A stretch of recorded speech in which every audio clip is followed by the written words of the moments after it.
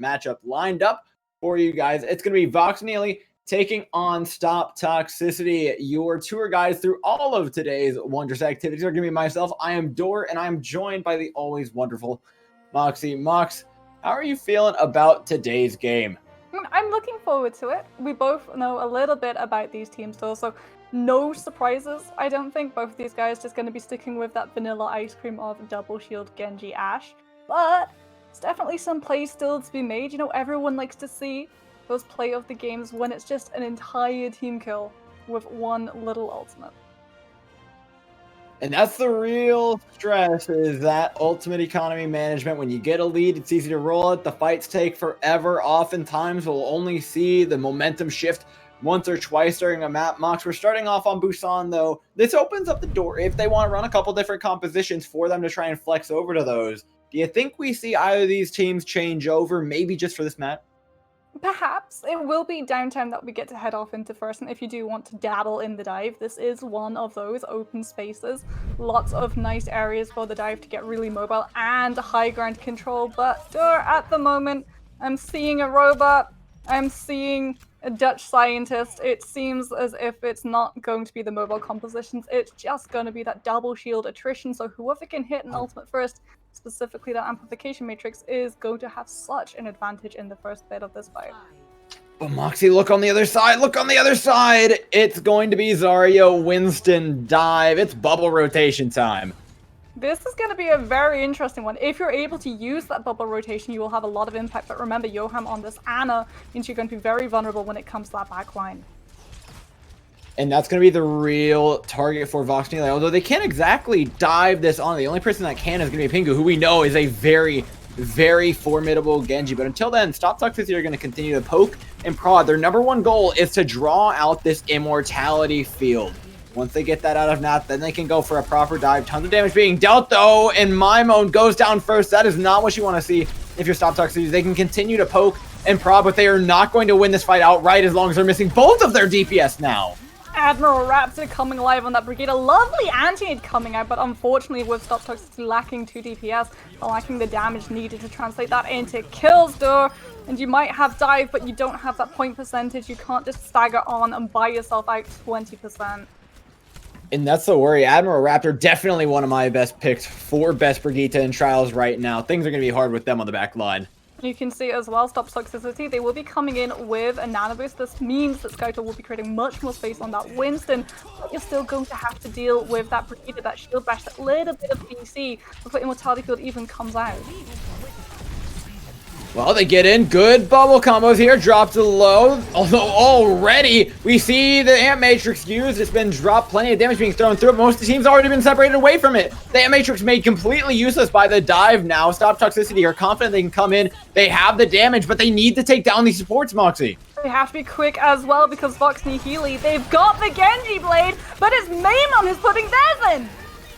Oh my god, Dueling Dragons on the point, but Pingu's the one who falls. Nat's next targeted here, and Stop Toxicity are going to catch their first point take of the day. And this is what Dive wants to be. Now you're in possession of the point. Now you can take full advantage of how mobile your composition is. Bubble management, yes, it's still there, but it becomes about holding onto that point for as long as you possibly can. So look at each of those 6 players, though. They're not going to be giving up that point until they absolutely have to. No, it's great at staggering the point out. It's also great as they win more composition. You have so many ultimate combos between Nano with Graviton, with Pulse Bomb. All of these can end the fight in the blink of an eye. You can see as well, Vox Nihili really don't want to get in close quite yet until that Graviton comes through. And with a monkey on top of a Graviton, that is a ton of damage being thrown their way, but Kex and Yoham fall. There's no main heals, there's no off tank. We need to see Skytor end this fight and end it now. Alex and Wymon coming to clean up these low health bars. They can just take out Nat. They stand a chance. They absolutely do. Admiral Raptor, the only man left on the Brigitte here for heals for Vox Nihili, and they need to get out soon or else they're going to be staggering pretty hard. But Vox Nihili will be coming in equipped to deal with what Stop Toxicity are going to put in front of them this time around. And it's not just an immortality field though. Vendetta is going to be coming in with the Sigma Flux, so Maimon's going to have the Nano Blade at his back, but he might just get solo ulted. Oh, here it comes! It completely whiffs on the Gravitic Flux. He's still gonna pick up Nat in the backline. Vox Nihili with no Baptiste has no legs to stand on. Double Shield cannot live without its main heals. Especially if Alex on this Tracer gets free reign right now. Admiral Raptor's trying to deal with the Genji, and so that means the other DPS, no one's looking at them. The Tracer's finding so much value. Yeah, look at how many pulse bombs. Alex has charged up yet another one. I'd like to point out, after he used that one, he got 80% in one fight. It's just so ridiculous. Well, you're not landing them, though. So if you're Vox Nihili, you can call this one back. Absolutely, but with the rally, it's going to get you to point, but it's not going to get you any kills. This dive is still going to moving away, and never mind. Ido comes and cleans up Skytor, who is way out of position. Now the Sports don't have a tank to stand by. Vox Nihili can just set up the bunker on point and lock this one down, try and push it up to 99% themselves. It's the domino effect. Alex may be charging these pulse bombs up like crazy, already almost 50% to the next one, but you're not actually sticking them, and so Nat is not forced into the position of investing in Mortality Field in early, and so the dive has nothing really to actually let it stand. And now if you're Stop Toxicity, you've got to get back in, dealing with all of the spam damage, all of the poke that's going to be coming out from Pingu and this Ashe, and then you've got to be able to close distance, stay alive, and get a kill, all as we rumble towards final fight territory. And the one thing I'm really concerned about here is going to be Jaru's Bongo. It can stop Toxicity from moving into point for a very, very long time. And if it comes up online, Jaru is a bit out of position, being completely targeted down. Sports are there to help out. They do have the duplicate online to help out should they need it. But with the Bob being thrown in, with all the ultimates being used from Stop Toxicity, they need to find kills, and they need to find them now. Maimon is looking to make a little bit of Vox Nihili sashimi, and he absolutely will. Admiral Raptor goes down, no Sports alive, and at 99%, this should start ticking over to Stop Toxicity pretty soon. There's no CC to stop the Tracer, and Alex is on an absolute rampage, though. Already got a Pulse Bomb charged up, and because Vox Nihili are on that double shield composition, because they were in charge of the point, they're not able to come back in on those stagger picks, not able to swap onto the Hammond, and Toxicity will be walking away with downtown beneath their belt.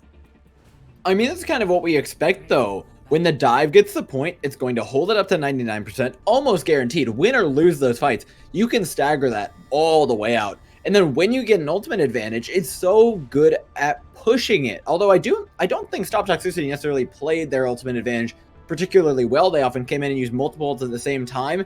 Vox Nihili was playing equally as unclean. Now, though, we're going on to double shield versus double shield.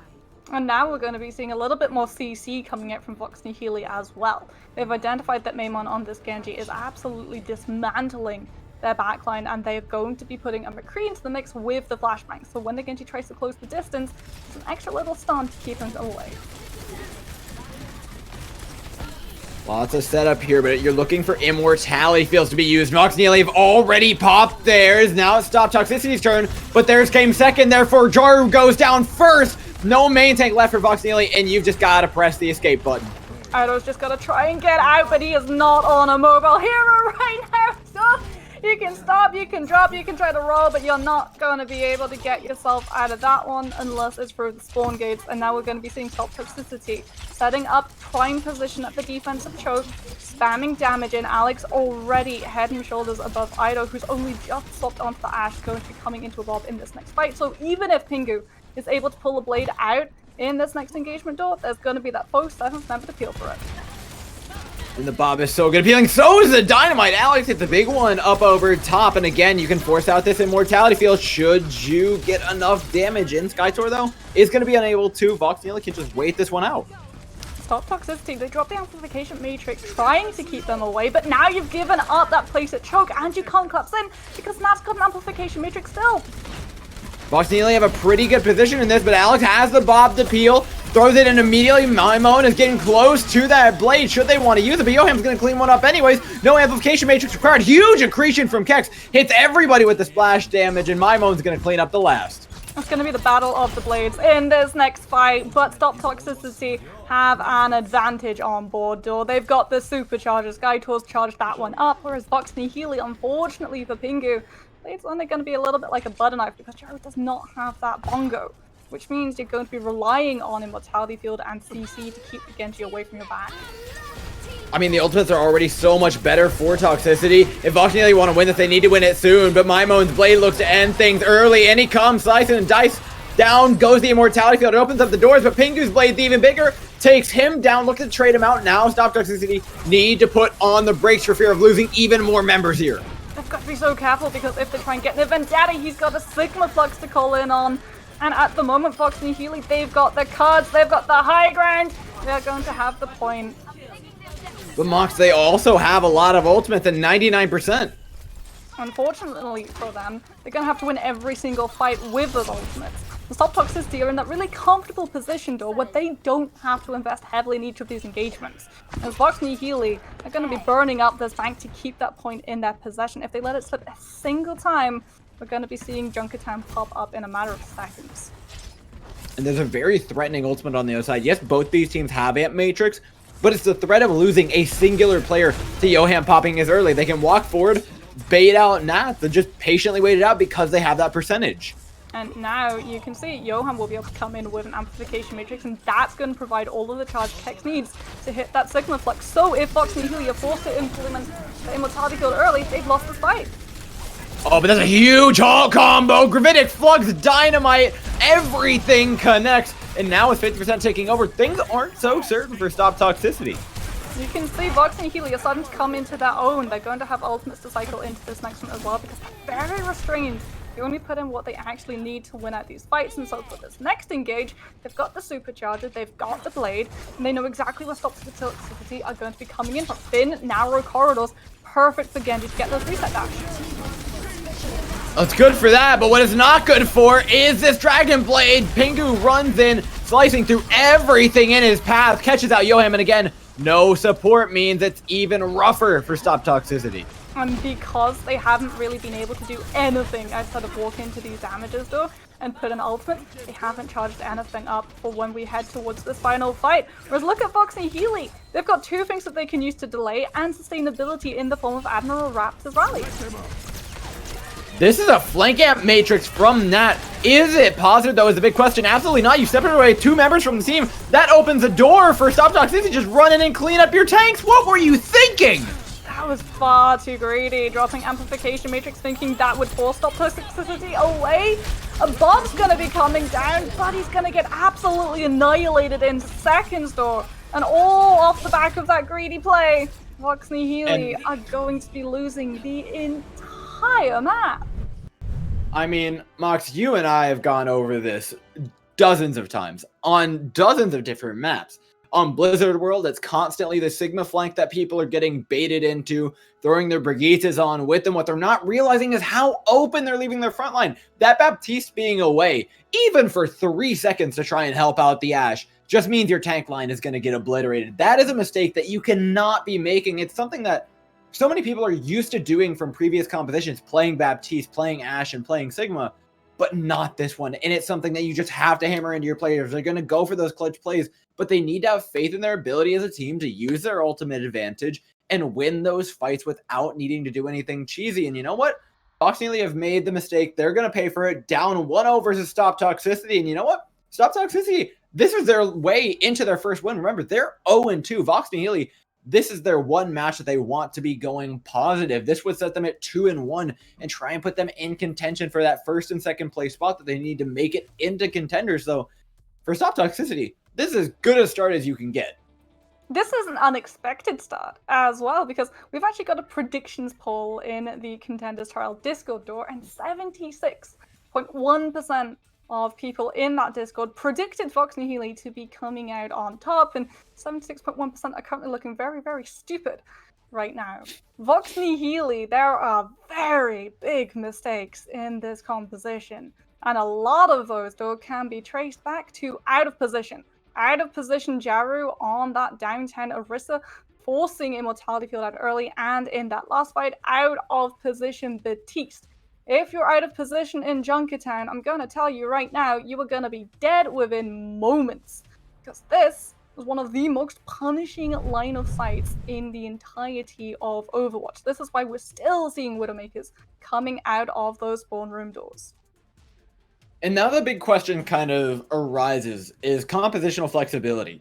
We know Vox and Nihili have it in spades. We know what Ido and Pingu are going to do no matter what set of DPS you put them on.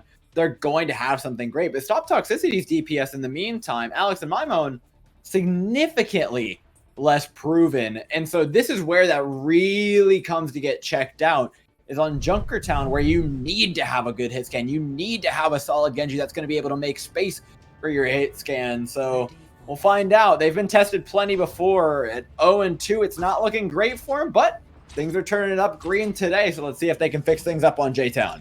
I mean, I would say one thing that's going in the favor of Stop Toxicity right now, even before we get to look at compositional lineups though, is that their DPS have been acting as a tag team. The Genji's been going in, but it's the Tracer who's been providing all of the heat, who's been pulling out Immortality Field. And if you do that on Junkertown, you're allowing the Genji to be a sort of bulldog that you send to make sure that the Widowmaker does not get bitten by the other DPS. Then you are going to have a very fun map. And if you don't, then you're going to be dead every single time you try to go for this duel. Alex versus Ido, though it always comes down to the Widowmakers here in Moxie. Things are gotta get real bloody real quick. So many off angles, so many mind games that actually go into playing this map. But there's one thing that's become relatively regular. These first two corners go for free. Yeah, you can see Ido trying to find Alex at the moment. Not really finding much success. Pingu's the one who's got to try and open up the space that Alex reveals themselves and manages to get Ido in the process, and that is huge for Stop Toxicity. Vox and Healy cannot press in until the Widowmaker and the threat of the Widowmaker are back in their forces.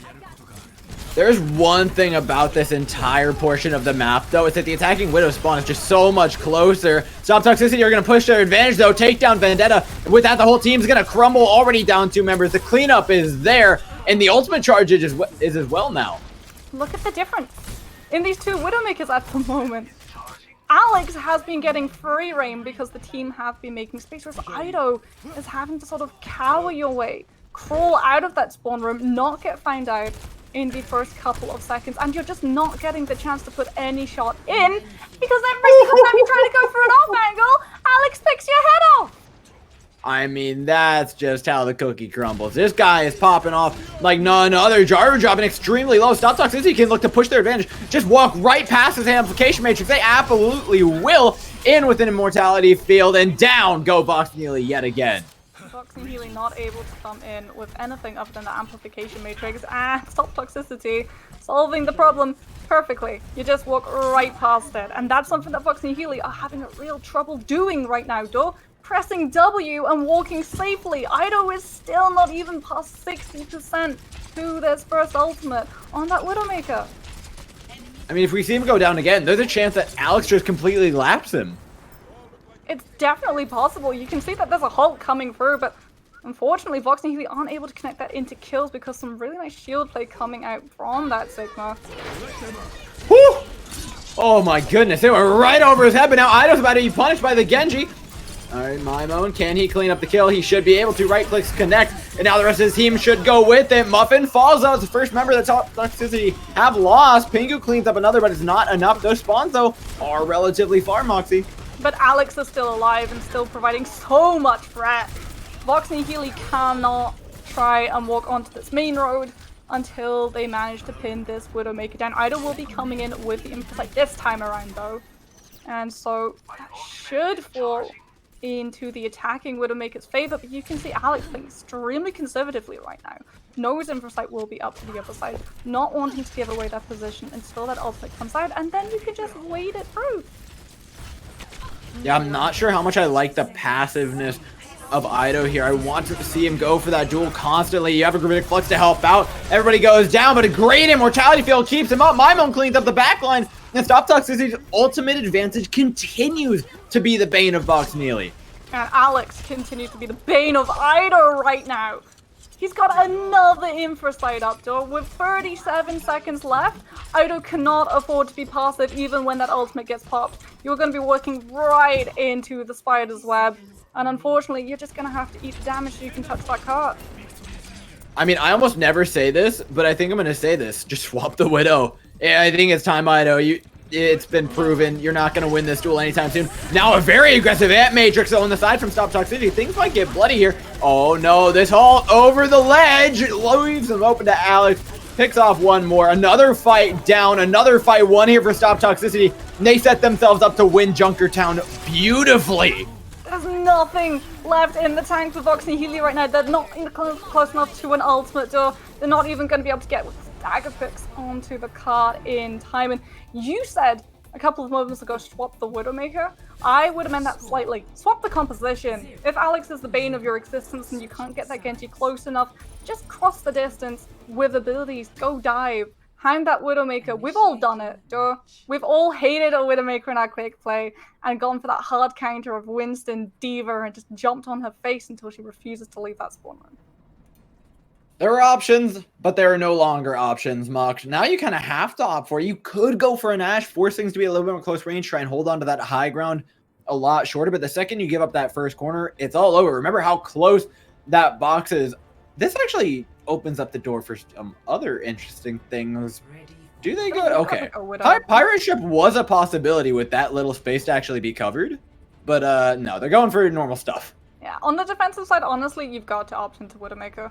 After Alex's run in Junkertown, if you fielded an Ashe, Ashe has 50% of the threat when it comes to that 1 versus 1 duel because the Widowmaker has the one-tap potential. Ashe has to get 2 headshots. That's why she doesn't really go up against the Widowmaker unless she's got a Mercy pocket, and then you would be cutting yourself right in the chest door when it comes to that healing. And if you lack yourself for healing, you are not going to have a team to stand beside for very long. It all comes down to how long you can keep them at these spawn doors, and you're not even going for the aggressive play.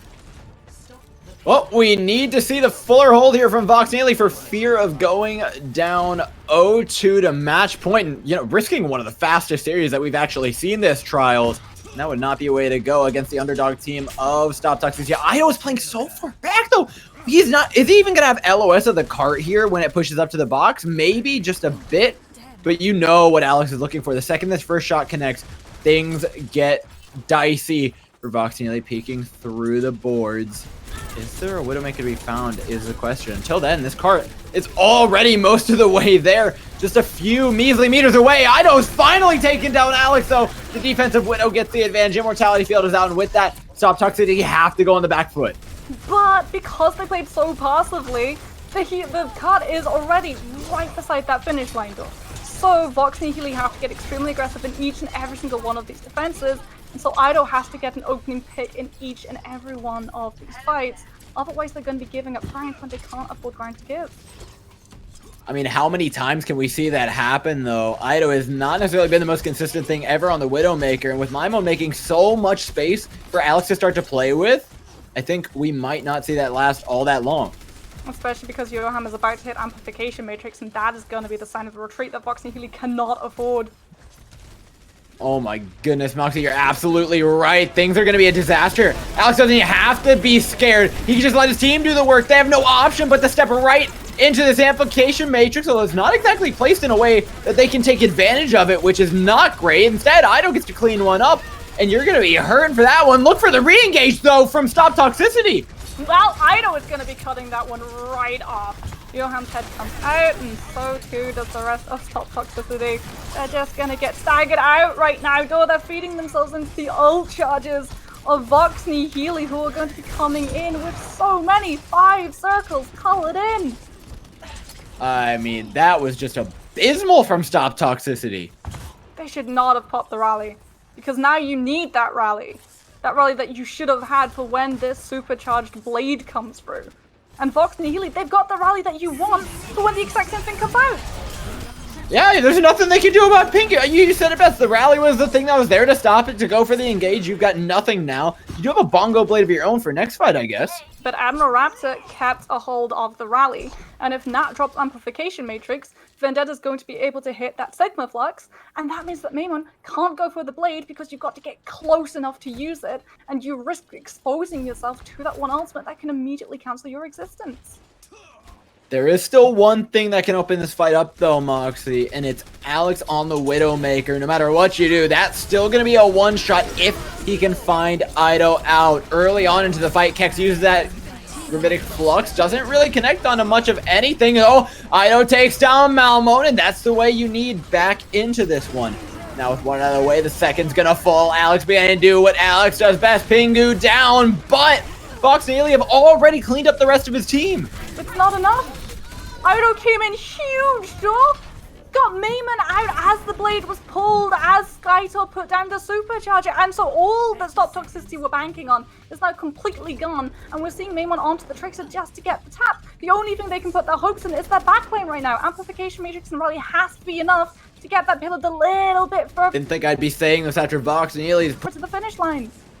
push, but Stop Toxicity are not looking great to complete this offense. Alex is playing timid. The amplification matrix again goes pretty much nowhere. It sets up for the halt, but it doesn't push around the corner. If they could place it there, then maybe Vajaru pushes on the cart. The main tank's down. Stop Toxicity yet again, after such a close Busan, have managed to find another map from the jaws of defeat. It was so close, but in the final fight, they seem to always clutch it out, Moxie. There's nothing at the moment except that Brigitte who can stand in that way, and poor Ido is left shooting at shields from the sideline. Stop Toxicity will be taking themselves up to match point. And honestly though, the amplification matrix placement, it wasn't perfect, but it did its job.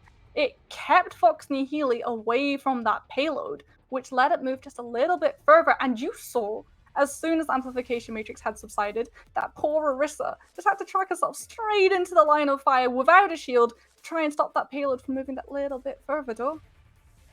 Yeah, I mean, you can't help but think, like, what if that happened a couple fights ago? That was way too close for Stop Toxicity. I feel like neither of these teams is playing necessarily to their best. I, for one, have seen Vox nihili play far better, especially Pingu. And the same goes for Stop Toxicity. We know what Alex can do on the defense. We know what Yohem and Muffin can do on the support line, but everything's a little bit messier, and it's causing a lot of the fights to go sloppy. And I feel like Vox nihili have been slightly better at closing those out consistently, but every once in a while, Stop Toxicity come in, and they clean up a fight big time. 9 times out of 10, it's at the end of a map, and they're barely scraping by, but it's that clutch factor that Vox nihili are really, really lacking right now. And as we head over to Temple of Anubis, I mean, it's now or never. I mean, you've got to be polished in your defense of Temple and of Anubis, really. Because look at how long teams can really get a holdout. Sometimes we see the full hold on this map, honestly, off of one ability. And that's the Orisa hold. So keep an eye on those main tanks. Those two Orisas are the ones for both of these teams that have to step up right now. Because if you let the team walk into side room without punishing them, without getting that Halt, Accretion, Shuriken, Dynamite spam coming on through, then you are denying yourself a really important part of that map. And with that halt comes some other interesting options, right? Hero picks, we've seen things like the Mei very consistently, the Junkrat just as much so. The Genji can float by the wayside every once in a while. If you're scared of a dive, maybe swap yourself a Torbjorn. And speaking of dive, you can run the dive on the attack as well. I do like to see dive, but it's also very situational. Because when you run dive into double shield, remember one thing, you're not going to have healing. As soon as you separate your front line and your back line, you are separated until your front line can successfully jump back and reunite yourselves. Otherwise, you're going to have an Ana trying to shoot through 2 layers of shielding, and she's going to be finding absolutely squat. So once again, it's up to the tanks to make sure that they can actually get themselves out of dodge if that dive is going to be successful. And I didn't mind the dive from Stop Toxicity. That's the big thing for me, is I thought they played their bubble rotations very well. I mentioned their ultimate game was very, very sloppy on downtown when they were actually running the dive. They were throwing in multiple at once. The one thing that clawed that back for them was the fact that their neutral game was so good. Their bubble rotation was on point. Their Winston wasn't going down early, save for one time that I can remember. And so the lack of healing from the Ana whenever the Winston goes past the double shield didn't seem to be too much an issue. They were very much on top of it, and I'd actually love to see them run it again. I would love to see it as well. I always love to see Winston and Zarya because it is just a completely different game. When you have those two tanks, it does become a lot less about ultimates and a lot more about that neutral game that you talked about, Dora, as we get to head into it. I've got my fingers crossed. I know you like to see the spam damage defenses where you do get the Junkrat in the mix for the explosive hopscotch, and it's definitely a favorite of mine as well because it really forces that attacking team to be very careful about how they approach. If you go side room, you are covering your backs for a fair while, but you are also exposing yourself to that Junkrat to absolutely rocket up to that first tire. Well, Mox, let's find out what we're seeing locked in here. It's going to be Stop Toxicity yet again with the double shield on the attack. However, Vox nihili mixing things up a little bit with Ido on the Junkrat, subbing out the Genji for it. Yeah, so we're going to have the Genji, which means that you do have a little bit more mobility, right? And you also have that blade. Even though you're not running that Ana, you will still have the supercharger to combo it up with. And if you're able to get close enough to Pingu or even to Ido as well, you should be able to take the 1 versus 1. It's going to be the getting close that is going to be so hard to do. Closing that distance involves moving through these chokes one at a time, getting past also. This is a setup I have never seen before, but I kind of like it. I love this. You give Pingu just an extra little bit of safety to try and build up that Bob charge as quickly as possible. Already going to be 21%, 15% ahead of Alex, and that's before the spam battles even break out. But here's the big thing, is that gave 30% over to Yoham on the Baptiste, which the amplification matrix, when you're playing a composition that's already down in damage, is so big. But with Yoham going down, never mind. Forget that advantage ever existed. Unless Pingu can go down, things aren't looking great. Jaru, though, makes things interesting. Yeah, but Stop Toxicity are still just on this main road right now. And Pingu is racing towards that first ultimate, so you might be missing an Arista, but you're going to have that 47th member in a couple of seconds to make up for the absence. Yes, but now there's no halt. They can get through the choke for free, Moxie. The spawn is so much further here for Vox nihili. They're going to try and hold on to this high ground for dear life. But when the Orisa spawns, the Orisa's going to be separated. Ido goes down. This entire thing is falling apart just off that one tank pick. Pingu loses the duel against Maimon, who's able to close the distance. Now the Orisa is not there with that halt ability and is as quickly gone from the fight as you return to it. We're going to be seeing the swap. Ido going to go onto the Genji, sacrificing that tire charge as well. It's something that doesn't quite sit right with me, though, because now you don't really have anything besides that Bob to pull Immortality Field out from Yoham, which means Nat's amplification matrix is going to be something purely to buy yourself the space needed with Vendetta to hit that block. Well, you know what? You don't need to pull out the Immortality Field. It never actually came out, Moxie. Stop Toxicity going for some very strange, aggressive plays. We saw it on point A, where they refused to go side room to try and get through that Junkrat ult damage. Instead, they just go main, and this time they feed themselves into side room. And Pingu identifies this. Decides maybe you'll go to Junkrat, but sticks with the Genji instead. But now you're trying to build up ultimates, but really rapidly. It's a race right now. The Vendetta to hit the Sigma Flux before Mayman decides you're comfortable enough to pull out that blade.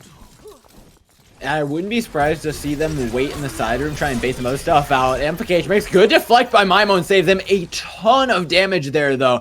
He was in the front of that halt. Now they can make their way around the side, use their own amplification makes to get aggressive. In comes Maimon to the back line. He gets caught, though, in the Gravitic Flux. Does he manage to take out the Baptiste? Is a big question. Slices right through Nat. Jaru falls as well. Couple members left here for Stop Toxicity, but the number's about 4-2 here. If Ido goes down to the back line, though, they're going to be lacking damage big time. Vendetta falls next, and the ticks are going to start coming. Admiral Raptor pop rally, but you're gone within seconds. You don't get to feel the benefit of that armor during with Keck sitting on the Sigma Flux. Stop Toxicity can just hold on to this point. The target prioritization, though, the target focus has not been great here from Stop Toxicity. The time to kill is particularly high. Gridic Flux into the bathroom is only going to catch out the Orisa, who's still at Fortify, goes down regardless. So Admiral Raptor there. The ticks should be coming, but this is a lot of time being taken off the clock. Well, Skytop's going to have the supercharge to drop straight onto point, but it's the race right now. Ida's going to be coming into that Bob. The Bob's online, so is the ball. Everything gets a lot trickier here for Stop Toxicity if this point just goes a couple seconds further. Monkey is in, Jaru charging up towards the Primal Rage. Vendetta's going to be coming in with mines and about 40%. That Bob, that foe member that we talked about, heads into the corner. The Blades here. This is looking a lot better. Vox nihili, they're starting to find the kills, Moxie. Blades does not find the value that Vox nihili were banking on, though, and now it's just a matter of who can hit that ultimate first. Unfortunately, it's going to be Vendetta, but the ball not alive right now, though. Still able to keep staggering onto this point because they went for that dive. And because that respawn room is so very close, they can just bound onto point again and again and again, whereas when Stop Toxicity lose a member, they've got the long slog of a very, very, very long walk. Muffins going to be coming in with Sound Barrier, though. And now that you know that Vox Nihili were on those stagger picks, they've had to reset their composition. The only way they can deal with this Blade is if Pinker gets that CC down with that Mei. Well, it's going to be a sound barrier combo with the Blade to keep Maimon alive, and that actually helps out so much with him cleaning up the rest of his team. The Mei's there to try and stop it, but it can't do anything. Ido eventually takes him down. 2 kills straight out here. The tank's left in the corner. These health bars are going to last them a very long time. Not if the Gravitic Flux connects, though. The bomb onto Jaru. That last tick looking a lot closer, Moxie. That's able to pop coalescence, but unfortunately you're lacking your tanks right now. Oh my god, Admiral Raptor! Into kill feed and his Admiral! Oh my goodness! Those Reddit Lucio hours paying off, baby! 2 minutes left on the clock and Stop Toxicity looking like they're getting stopped up themselves. Been practicing the Hanamura parkour as Stop Toxicity are stopped in their tracks by 1 off support. Vendetta is going to be the one as well to stand in their way this time around coming into that Sigma Flux. Ido's Bob is something to be very, very worried about. Stop Toxicity when you've got 1 minute 44 seconds, you're going to be going into side room, you're going to be thinking you've got enough time, and that is going to be opening yourself up for a very big Omnic and blasting his way through. Realistically, this is only one more fight for Stop Toxicity. These can take forever. 1.5 minutes on the clock is not enough time. However, Ido's been completely caught out. Great wall, though, by Pingu to save him, stop Maimon from leaving, and send them back to spawn. The Genji can't farm for Blade either, so Skytor will have the supercharges, but there is nothing that Stop Toxicity can try to combo up with it. They're just going to have to do it with normal, traditional abilities. Doran, you can see Vox Nihili, they've got an understanding of this. They don't have to be patient. They can literally just spam damage down main road and eat up all of these precious seconds. Seconds are precious, but so are ultimates, Moxie. Vox Nihili are going to have both the Gravitic Flux and the Bongo and the Amplification Matrix, all of which are fantastic ultimates for stalling the enemy team. The wall locks him in, Gravitic Flux picks him up. The Bongo can be thrown in as well, should they choose to use it. They're pushing out, trying to get a couple more kills here, but Vox Nihili need to be a little bit careful that they don't get picked off themselves. Gaito's going to be dropping that supercharger, but it's Maimon at the moment who needs to build up to this Blade, though. He's at 80%. Kex goes. That's half that tank HP as well. Ido's built up yet another Bob. 22 seconds on the clock. Moxie doesn't even look like they're going to get a touch in. It doesn't matter. Even if Maimon's able to build up to that Blade, there's going to be so much that can stop you. The Bob Pink is going to be hitting that Blizzard. Kex is going to go onto the Diva just to try and Defense Matrix that one ultimate that the Mei is going to be putting in Stop Toxicity's way. They're not going to touch. Maimon has to be the one to do it. Can you switch strike on? Okay, he's made it. He's procced over time. He's got the Blade. Damn, Matrix is in. They've got the halt. It's a great combo here from Stop Toxicity, but it doesn't look like it's going to be enough. The Immortality Field was too good. The Blizzard locks Maimon out of the fight, and now it's just Vox Nihili cleaning up all these frozen players in a winter wonderland. Alex going to still be alive, Johan as well, but there's just too many bodies on the point right now for Vox Nihili, though. With that, Vox Nihili pull off the hold. But we've seen Stop Toxicity do even better over on Junkertown. This is by far not a locked up match for Vox Nihili. They've got a long way to go. And you know what? I think Stop Toxicity might be able to hold this one. I don't know. I would disagree with you because Stop Toxicity, that was the weakest we've seen them do. Going up against a Mei who you know has still got that wall available and you try to go side room? There were a couple of really big mistakes that came back and bit that team right where it don't shine, though. And if they make any of those sloppy rotations this time around, Vox Nihili will be capitalizing.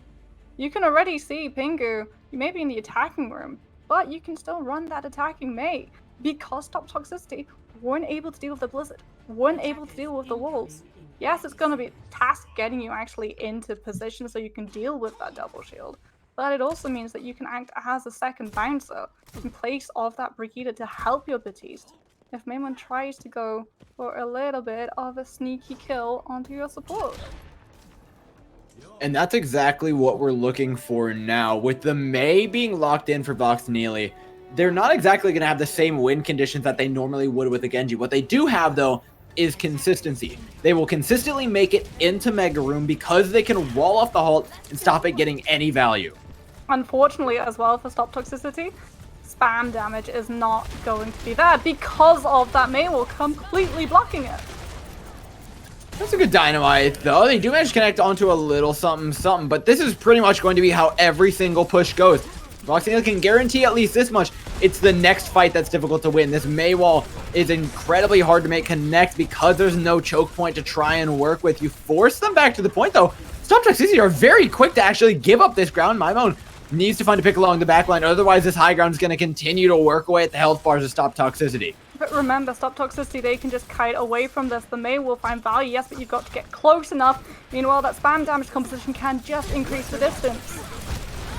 They back away, good! Shot by Alex finishes off Nat. They're all in the back room. The point's beginning to take over, though, and they need to start contesting this. Find that pick onto the main tank here and now before things get bad. They will clean things up rightfully for Stop Toxicity, and Voxnil are now down with a lot of time off the clock. Stop Toxicity have solved the issue of that Mei, and it is by being passive. You've just got to disengage and then use the distance that you've now created for yourself to let Alex and Maimon just go to town with that Viper, with those Shurikens. They've already got ultimates built up, and poor Pingu hasn't been able to breach 50% on that Blizzard. Yeah, and you can see how effective that backing away has actually been. I think this Bob is going to make things so much harder as well. Yes, you can freeze up. Yes, you can CC it. But what you can't do is move forward. As if them backing up was bad enough. Now Voxnil are going to be completely stopped in their tracks by a singular ultimate. Maimon's looking for the right opportunity to pop the blade in here. It's going to be Alex's Bob first. In comes Maimon. It's that combo we talked about yesterday, Moxie, that Bob effectively acts as a chauffeur. Gets your Genji in so he can just slice his way through those health bars. It's not about just getting your Genji in, though. He also completely cuts off the exit door, and you're just left taking the damage. What it is, though, is a heavy investment. And if Vox Nihili are able to close the distance in ultimates, come in with a Blizzard, come in with that Sigma Flux, there's a lot of punishing to be done, and it's all going to fall onto Yoham on this Batiste to keep that immortality field safe when the team need it.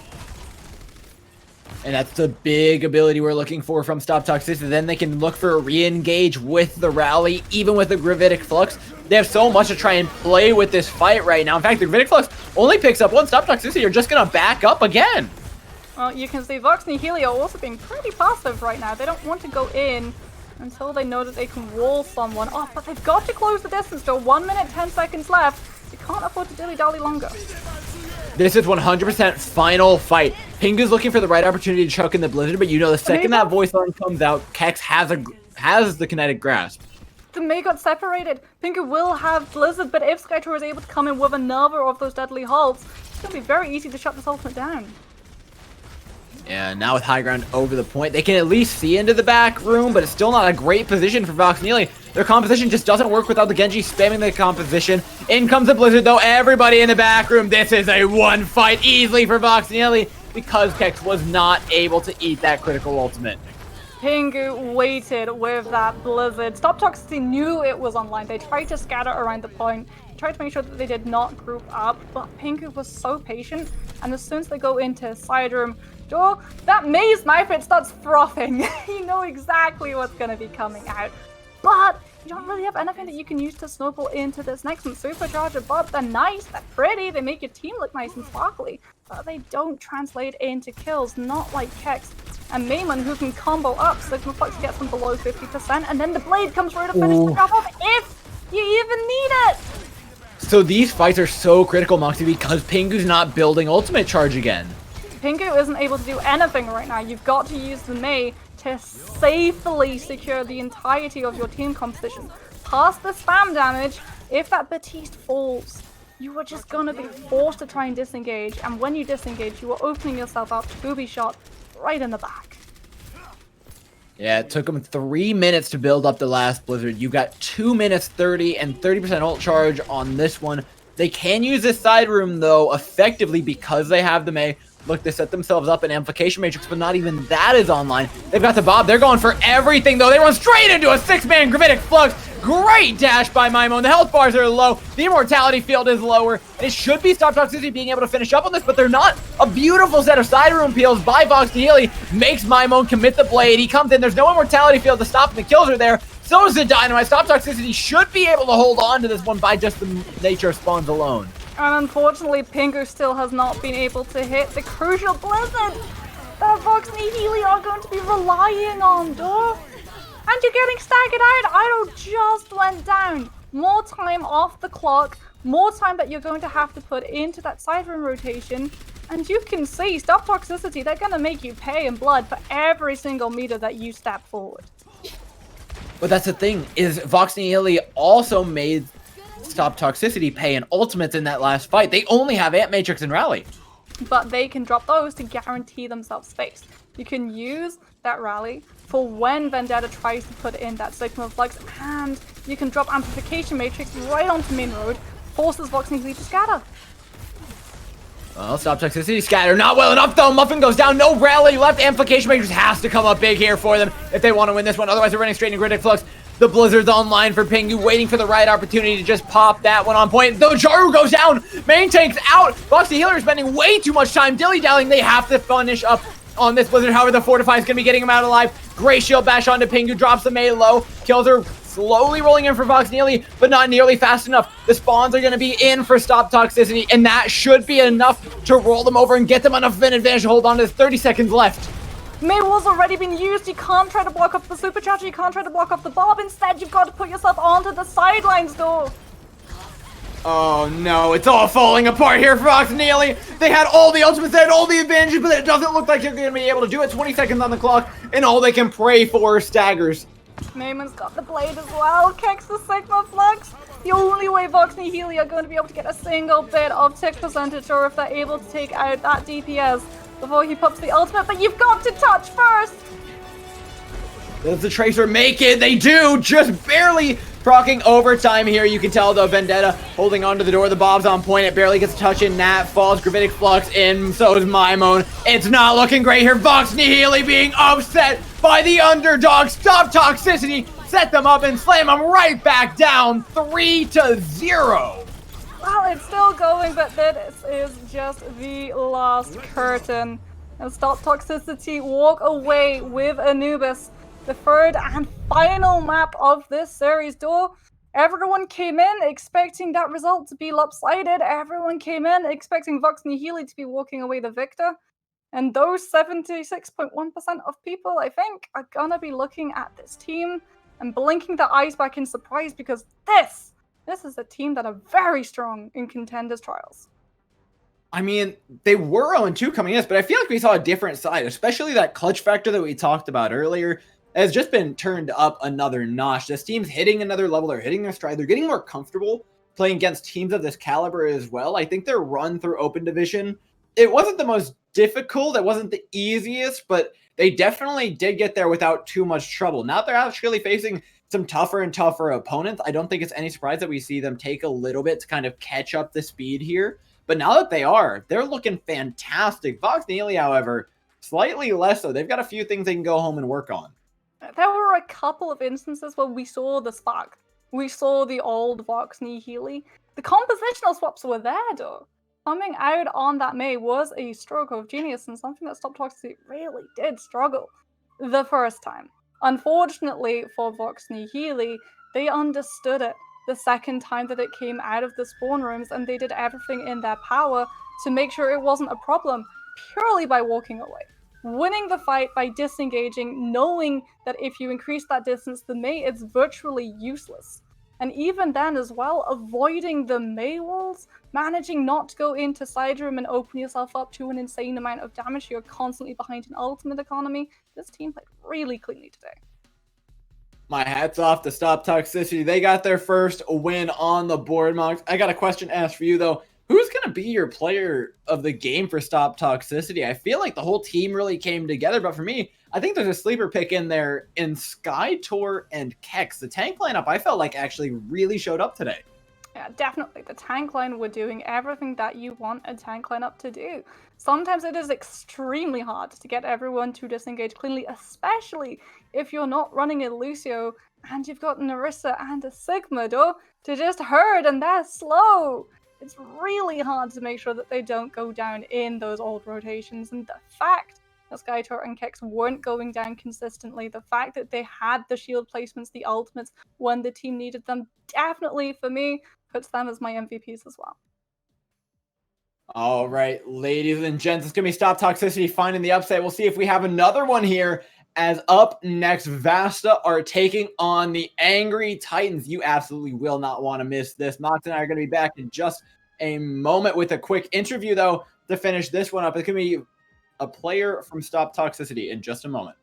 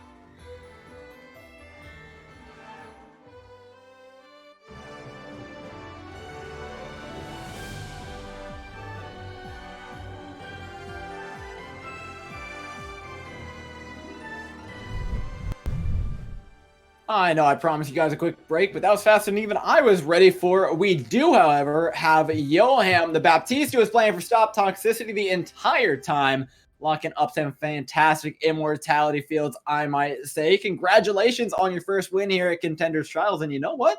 You guys put on quite the show. Voxy is nothing to really be played around with.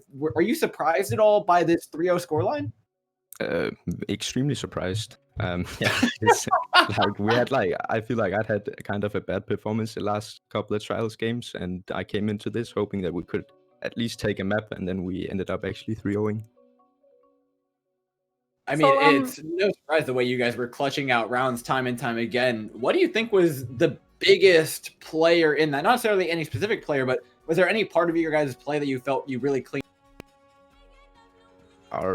At least our focus target, our focusing was a lot better today. We were very energetic, and then we of course had our clutch Genji player who managed to pop off a bunch of times. Mm-hmm. So you obviously were very dominant in most of these maps against Vox Nihili, and you also had a very good understanding of what these guys would run against you, specifically against that Mei. Did you do any research into what Vox Nihili would come out with, or did you just approach this as any normal game? We actually didn't do any scouting. We just approached it as a normal game, yeah. Well, congratulations! Yeah. You guys looked extremely polished when just managing to back away from that Mei and sort of circling back to that Mei.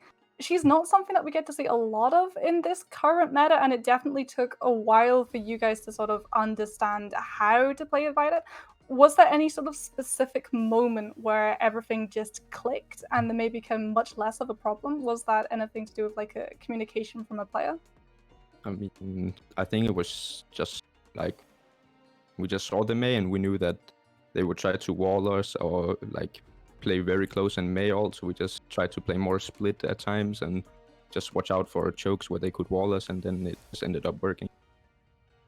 Yeah, I mean, it worked perfectly. I know you guys can't necessarily see the ultimate charges, but it was repeatedly taking the Mei 3 minutes to build up Blizzard, so you guys were absolutely doing a good job of not letting them get in anywhere near you. And you know what? It led to you guys coming out with the victory. You clutched 3 maps out, all with very impressive plays. Congratulations to you. And you know what? I can't wait to see a little bit more of what you guys have on the horizon. Thank you so much for popping in.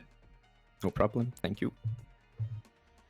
All right, ladies and gents, we've got the next matchup ready for you guys in just a moment. It's going to be Vox Nihili taking on Stop Toxicity. Keep your eyes on your screens and your butts glued to those seats. We'll be right back shortly.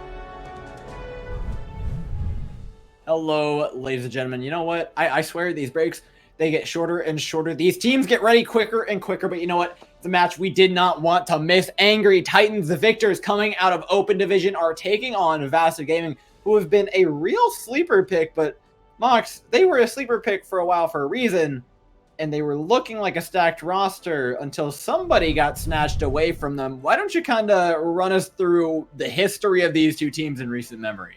So I was actually looking down the team rosters, and we've seen VASTA Gaming in Open Division, though. We got the joy of watching these guys blossom. They went from being very stubborn to trying to run dive in the first iteration of Contender Trials a little bit back, to coming in with a double shield composition and a very strong Genji by the name of Vazility.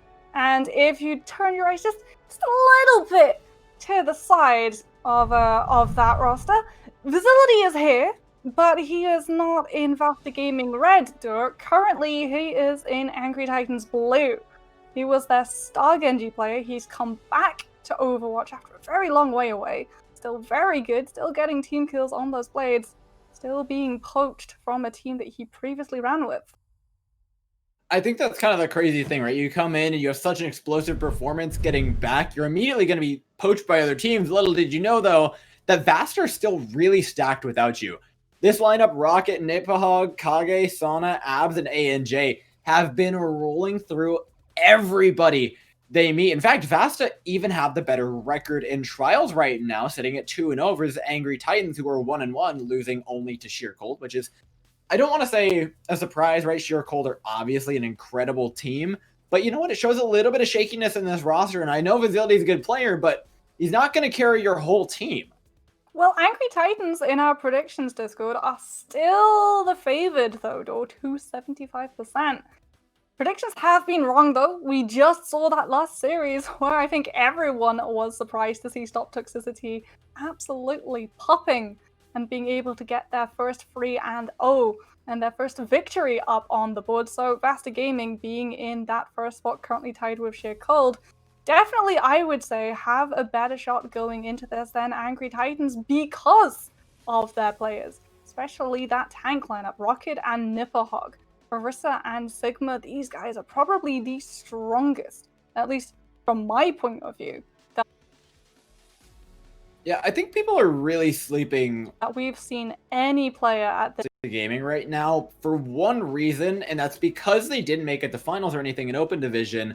It was in fact Angry Titans who ended up taking that final. But I want to point out that VASTA Gaming were making a blistering pace through the winners bracket, and then I'm pretty sure the match after they lost Vazility, they got knocked down to the losers bracket by Morningstar. The timing on that may be a little bit off. I'm not 100% sure when he was traded over to Angry Titans, but it seems like ever since then, they've just continued to be on the rise, and they get better and better. Now in Trials, they look like one of the best double shield teams. I'm not sure they've really lost all that much because this DPS lineup of Kage and Sana is really, really strong.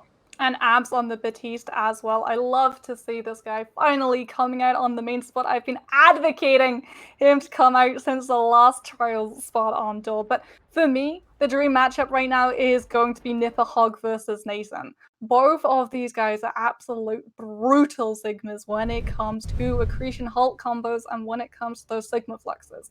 So yes, there's a lot of DPS star power available for Angry Titans, but if Nathan is not able to match pace of the ultimates on the side of VASTA, then you are going to have a much harder time getting any sort of staying power in these fights. Yeah, I think at the end of the day, it's going to come down to who gets more value out of those Hulk combos. Both of these teams are known for strong tank lines and strong DPS lines. That's everything you need to combo, so things are probably going to get bloody pretty quick. We know Vazility is an incredibly aggressive Genji. That's not something you see all that often in Europe. And so having that is going to force VASTA to play at a speed that I don't think they're normally really used to. ANJ has got to come in huge with this Brigida. You've got to be able to keep Abs safe for that Immortality field to be used, but Abs goes down early. And that's enough to just end this one outright. Oh, Vazility. That's a little rude, man. Yeah, this should just be forced point to going over to Angry Titans. This is get out with as much ult charge and as quickly as you possibly can, but now Facility is in control of the high ground. Little Flame is going to have prime position and first pickings when it comes to that spam composition. You can already see the Dynamite able to connect and build up that Bob just a little bit faster than Kage at the moment. But it's Doggo who's been doing so much on this Batista. She's already almost got that first amplification matrix online. With more dynamics being thrown in, more ultimate charge is going to be gained by both sides. Not to mention, Abs' Baptiste is going to be rocketing on up because the more dynamite damage you get, of course, the more heal there is. But Facility's doing so much damage over top this Orisa. I don't think they realize what's happening to their backline. A&J falls with that. The whole team goes. Angry Titans secured another fight, and they only had to use Amp Matrix for it. Unfortunately, VASTA just are not being given the space that double shielding really needs to operate. Rocket can come in with the hulks, but Nipperhog is being pressured on the Sigma, so you can't really go for the combinations coming out from the rest of the team, and that means Angry Titans just get to spam away damage without taking anything themselves. That's the real threat, is letting them build up those ultimate charges with that damage. Facility now has the blade, and Crocs has the bongo. We know exactly what happens here. Mox, super blade inbound. Here comes Facility. Immortality Field's already been forced out. This is just free real estate for this man. In he goes, and out go the players of VASTA Gaming. Oh, Nipperhog was so close, yet too far. With that Sigma Flex, was not able to shut Facility down and be the hero for his team. And Nason, he's got the Sigma Flux. He knows that someone is going to be coming in with a blade, and he's making sure on the high ground. He's making sure that he doesn't get caught out by it until he's able to rain a parade on this Genji's day. Yeah, I'm sorry, I can't wrap my rap. I understand the Gravitic Flux got him up there, but okay, now Bob, it's Gravitic Flux turn from Angry Titans. They've got the full combo, they've got the ultimate advantage, but it hasn't found the kill yet. The rally's there. Son is coming in with armor, dodges the accretion. Nice little movement there. Gives him the sauce, but it's not enough to find him a kill quite yet, and he wasn't able to find any damage off the back of that. He has thrown out utility. Facility goes down, and that's the ticket. They need to move in. Their Orisa drops low. Sonic gets 2 with 1 dash, and VASTA Gaming find their first tick of the day. And they were able to keep a hold of Ultimate Store, which is huge. Look at the point percentage right now for Angry Titans. 99%. If these guys win a single of these fights, then VASTA will be seeing the second map of Busan. So now it becomes delay tactics. Supercharges, amplification matrix, these buy you seconds. All the while you can build up to that Sigma Flux to try and put a stop to Facility's blade. And the Flux is about your best fight main ultimate, but I wouldn't say anything here really guarantees you a fight. If you're VASTA, this ultimate is a difference, but I don't think it's the biggest one they could really ask for. The big thing they have is the positional advantage. Yeah, someone is trying to take as much advantage of that as he possibly can, and Facility going down means that Angry Titans are going to be waiting yet again. That means someone is going to be able to come in with a blade, but Kage goes down, and now Angry Titans can get aggressive. Their Genji will be back faster, will have an ultimate faster, and can put a stop to the fight faster. But here are those stall ultimates that we talked about. With the bongo being dropped, this should be enough time realistically for Kage to get back. There should be enough time as well for Sona to get the blade online, and Angry Titans through a spin corridor. The Genji's going to be looking at you hungrily.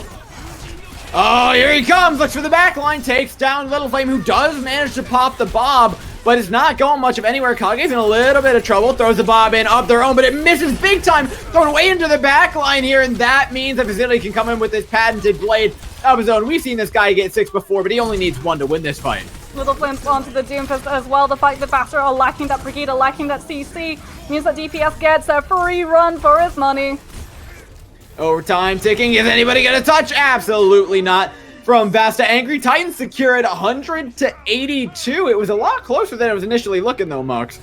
You've got to ask yourself, what would have happened if VASTA had not been swept aside by Angry Titans in those first 2 fights in that manner of ease? If they'd been able to keep pace with the ultimate economy instead of having to buy themselves the space with amplification matrix with superchargers, not to pick up kills, but to just guarantee Angry Titans didn't press W. And heading into Mecha base, pressing W becomes a battle between both of these teams. So often we see that Ringer Rosie. Sona's even going to be going on to the Mei just so that you can try and put a little bit of separation between yourself and that other team for a little bit longer. Yeah, this Mei kind of indicates they want to play aggressively. So the one thing you're looking at from Angry Titans is them to get out of dodge ASAP. Start rotating over to point, take the high ground over there. You see immediately they start moving and transitioning their composition to another position. Yeah, that's going to be trying to play that little bit of Ring of Rosies right now, does. Almost trying to build up to that Blizzard, but now you've used your block, now you've used the wall. Angry Titans can just move forward. Oh, it was a beautiful one from Sana as well. Catches everybody and their mother. And Angry Titans, they've got a player disadvantage, and with that dynamite, that should be enough. Kage has the high ground. He's making this real hard for him to do much of anything about. And VASTA Gaming, for once, are going to get that first tick.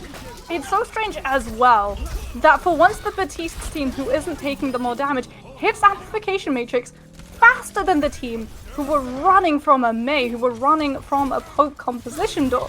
Abs has already got Amplification Matrix built up, which means Angry Titans are going to be paying with their lives when they try and get through this first choke.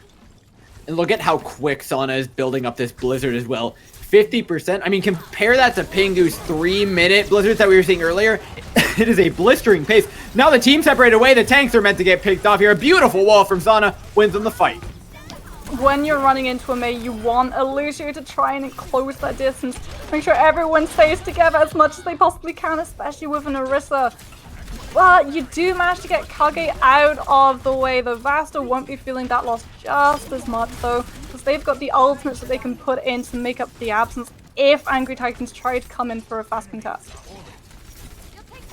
84 to Blizzard. Everything's online. It's looking so good for VASTA. They can start rolling this ultimate advantage even further. Another wall lands onto the Orisa this time, though, not getting caught off with nearly as many players. The Blizzard's still not up for Sana, though. The Gravitic Flux will be. Nipok takes down Facility, takes out the Blading Genji. Now it's time for a little bit of freeze. Sana comes in and cleans them up. The bombs come in as well. That's a lot from VASTA, but it does get them the fight. But Angry Titans, even though they did put in that blade, that's the only thing that they put in. So silver lining for this team, they'll be coming in with a majority of ultimates on their side. If they lose this fight, that's when we properly start asking questions. And you can see VASTA as well, they're not going for as aggressive a hold as we've seen. Rocket will be there with the supercharges, but it's just to get that initial bit of damage. Oh no, he's been picked off all on his own. Crocs is in a horrible position, but so is the rest of the team. Now that the wall's down, the Bob can come in, finds one, and with just a few ultimates, Angry Titans are able to take over the point. Dogger going to be holding onto this Amplification Matrix as well, so this is when you can force VASTA into that really big position that no one wants to be on Mecha Base or stuck in that choke, staring wistfully at the point. Abs is going to have one of his own, though, so it will be a battle of the window panes. Which one is going to smash in the opponent's face with the more shards of glass door? That's the real trick. Abs has the Amp Matrix. Zilly with the first pick, though. No ultimates required. Yeah, that is just get out, hold on to your ultimates, try not to lose as much time as you possibly can. You still got seconds to spare, right? Angry Titans, they've only just managed to get that 30% on the board now, so honestly, what you're doing if you're VASTA is coming in and bleeding out as many ultimates as you possibly can. Angry Titans have to use this blade, have to use this Amplification Matrix. VASTA have to do nothing of the sort. They can just wait for Sona to hit the second Blizzard, combine it up with a Barb, and win that one fight to take them to this next first map. Oh, but they're committing to this one. In comes the blade from Zilly that you mentioned. He gets one onto Sana. The wall's no longer there. Immortality Field is, though, and the damage is also from VASTA. They can back away with their percentage and take it and leave. But no, they're looking for a re-engage here. What are they doing? This is risky and it is not working for VASTA. You have to be able to identify your win condition. Now you're being staggered out. You're losing the seconds that you had to play with. You've already used the ultimates that you should have been holding on to, and now Angry Titans, they're going to be ahead of you when it comes to that economy. They can just throw a couple of these ultimates in every single of these fights, though, draw out the timer, and force VASTA to be in that overtime fight where they've got to put in everything and hope that it's enough. I mean, that was awful. They just fed Angry Titans 5 ultimates. 5 ultimates, Moxie! That is ridiculous! The Gravitic Flux only catches Facility. However, there's a Brigitte in there with them. If they can finish off one of these kills, they stand a pretty good chance. Nathan, though, comes in with one of his own, catches all the tanks. Brock's taking down Abs. They've got a Blizzard to boot.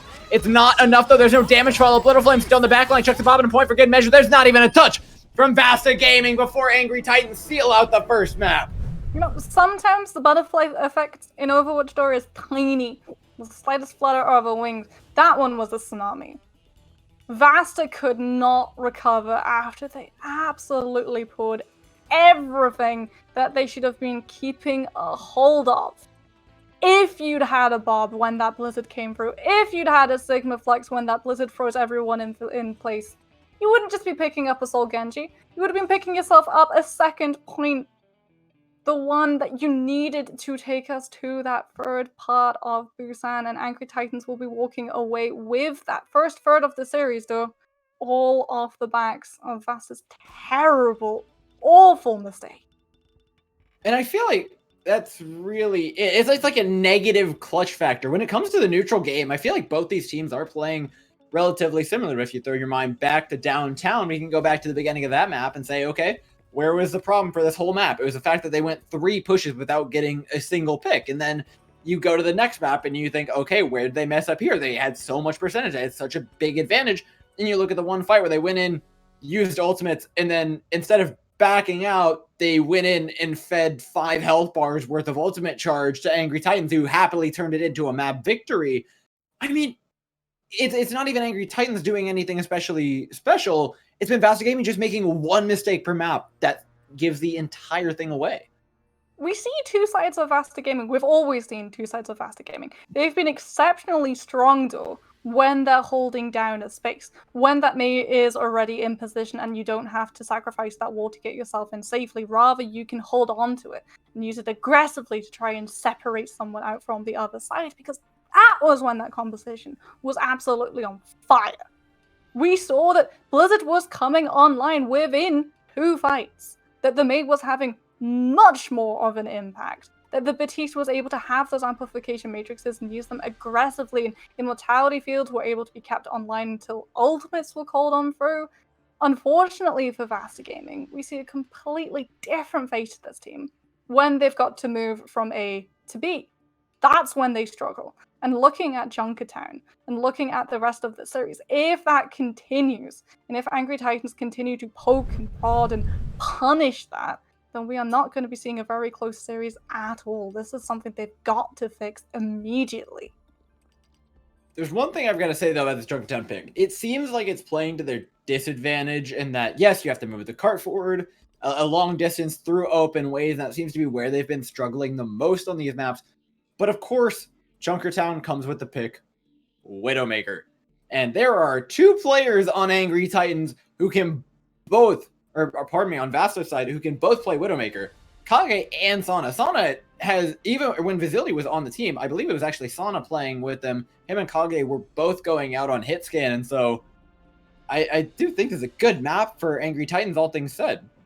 Yeah, so Vasta are going to have to put so much faith into their DPS lineup, and you've also got to match wits with Angry Titans DPS, because if you allow Vizility the space, we know what the guy can do, though. He will put the team on his shoulders. They don't even necessarily need it, but Vizility will just come in clutch with those blades, and that's something that Angry Titans will always have. If Vizility has an ultimate and it's not counted, he will be coming up in the kill feed, and so Vasta have to do absolutely everything in their power to stop this guy.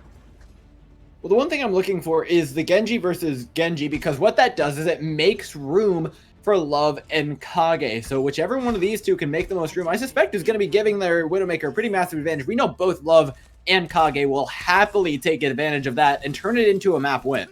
I'll tell you what's going to be a little bit of an upset, though. No, there we go. Crux off the Reinhardt. There's no way that you want to run Reinhardt on point A of Junkertown when you don't have that Lucio to get him into the distance as quickly as you possibly can, and that's something that you've got to watch out for as well. Shield placement has got to be there, though.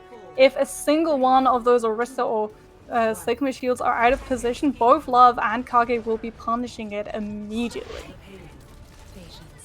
Well, the jig's up now. Love knows exactly where Kage is, and Kage needs to rotate back around. Again, so much about this early game is just the Widowmaker duel. Yeah, Kage going to be trying to find Love. They know where each other are, and Love does manage to get hit by Kage, but the team is there and it's not translated into a kill. And this is where we see the fight actually take place. 2 corners deep, you're looking for the shots, and Kage connects first. VASTA Gaming with a big pick. They can follow up, push through, and set themselves up with a nice ultimate advantage if they can cleanly finish off these kills. Look what Facility is though.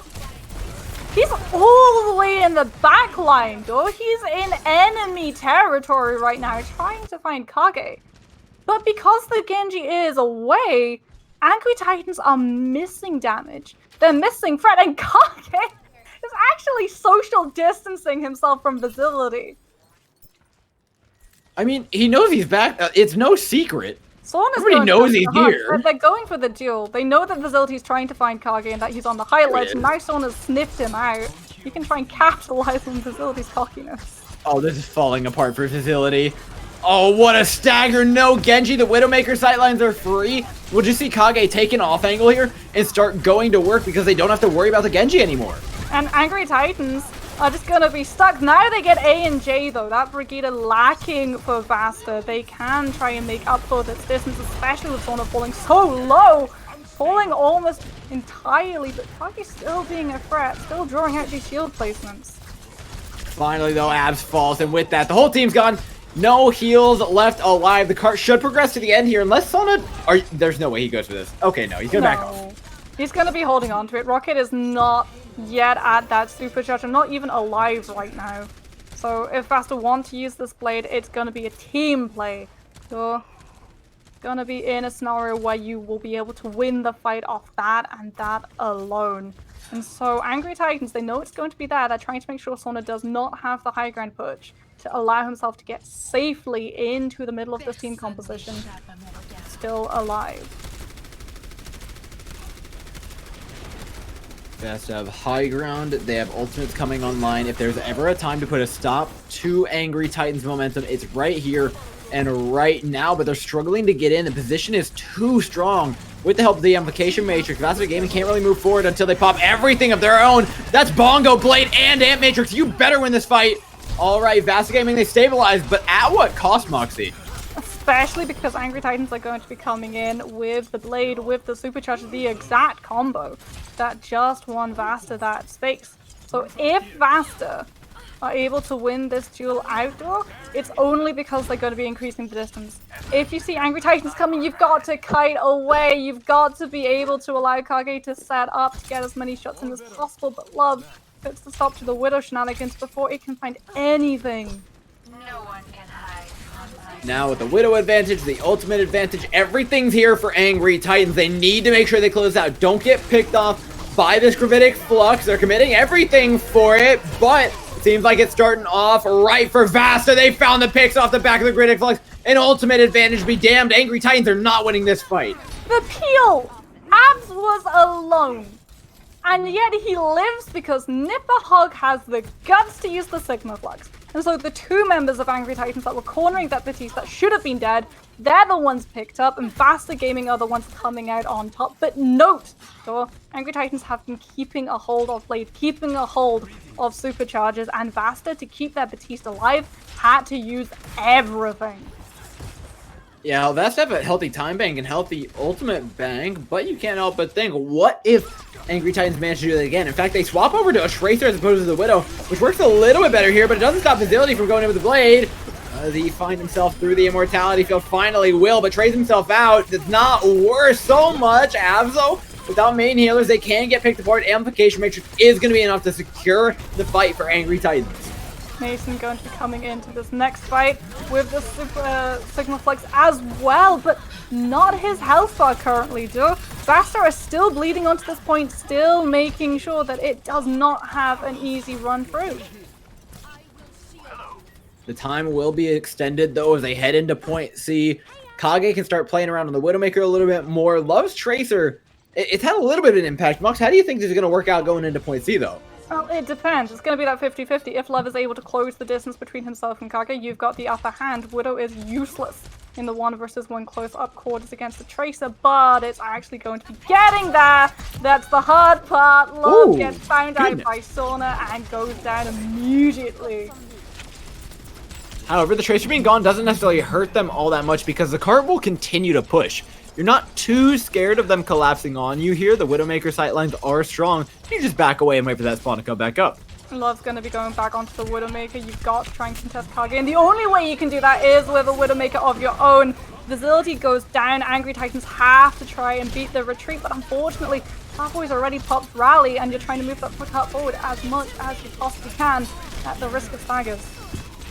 And with this vast edge with it, they should be successful, Moxie, but they're not really finding all that much until finally Facility goes down with that Nason, and Love should go down. It is just snowball after snowball, bit of potential from VASTA Gaming. It's going to be so hard as well for Angry Titans to get back onto this cart, because not only do you have to walk through the gauntlet that is going to be Kage set up, you also got to walk through the gauntlet of ultimates that are going to be available for VASTA right now.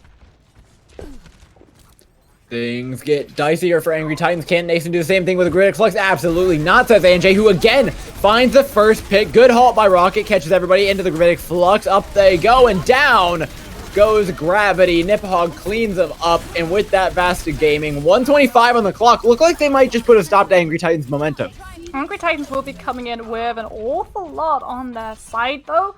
Unfortunately for them, it requires space to actually have any sort of value. Space that is firmly in control of VASTA right now. It will be a battle of the blades with the superchargers. Both Genji's going to be having an extra little bit of a punch to them. But Angry Titans have to actually be able to get their Genji in, and Kage, if he managed to get Love out, definitely going to be the easiest way to start things off, but Kage goes down. Goodness gracious, Love. Giving them a little bit of it. But now you have to push that advantage. You have to hit your shots. You have to avoid the Genji. Sana is coming at your backline with a blade, but Angry Titans have plenty of ultimates unlocked. Starting off with the Amplification Matrix placed on cart with everybody in the sideline. Love finishes off one. The Immortality Field now gone. This should be the team wipe for Angry Titans as the cart approaches the end of the map. You've got to go onto the staggers right now, Kage, on this Widowmaker. If you come out alone, you are going to be focused down and dead within seconds. Sauna's got the blades, though. You need one kill, and then with being the respawn run so close, that's when you can pull things back, but it finds nothing. Yeah, you were saying something about that blade, but Niphog can't even live on the Wrecking Ball. You do have a rally with the Reinhardt who can deal a fair amount of damage. One pick here is all they need to kind of work their way back into it. They've got both supports online. Kage's up on the Tracer, 4 members alive, but with Rocket down, the car should be able to press to the end. Just focus down Niphog and you stand a chance. On though, down goes Love. You're making your way back in. Those tank health bars are getting a little bit lower, Moxie. It is overtime as well, remember, so even if Angry Titans are able to get all of this finish line, VASTA have done a very good job at getting the stolen through. Niphog still alive on this Hammond somehow. Kage can touch, and then it's gonna be the Brigitte, ANJ, and Rocket, and Niphog, though, are already down. The tank lineup no longer exists. The card's gonna push on in overtime, mind you. Angry Titans take over JT. So there are two sides that we get to see when it comes to these escort maps, though. You either don't get to finish the map at all, or you finish it in overtime. We never get to see it, feels like, these days. I can't finish with actual time to spare because of the nature of Double Shield.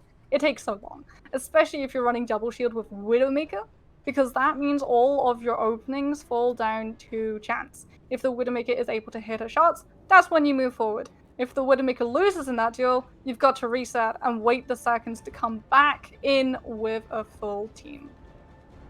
Yeah, I don't know about chance with your Widowmaker hitting her shots, but you know, a little bit of skill, relying on your Widowmaker more importantly. And I feel like that's been a relatively even battle so far between Love and Kage. The question is, how aggressively do VASTA Gaming want to get with this Widowmaker? We see everybody approach this map differently.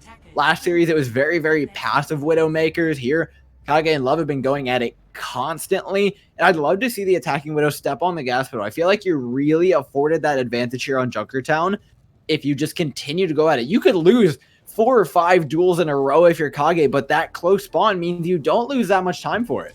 Yeah, but remember, if you go aggressive, if you take these off angles where you're separating yourself from your team, you are sending yourself right into Facility's bloodthirsty blades. This is a Genji who gets aggressive. He goes for those off angles, who searches the Widowmaker out without any help from his team.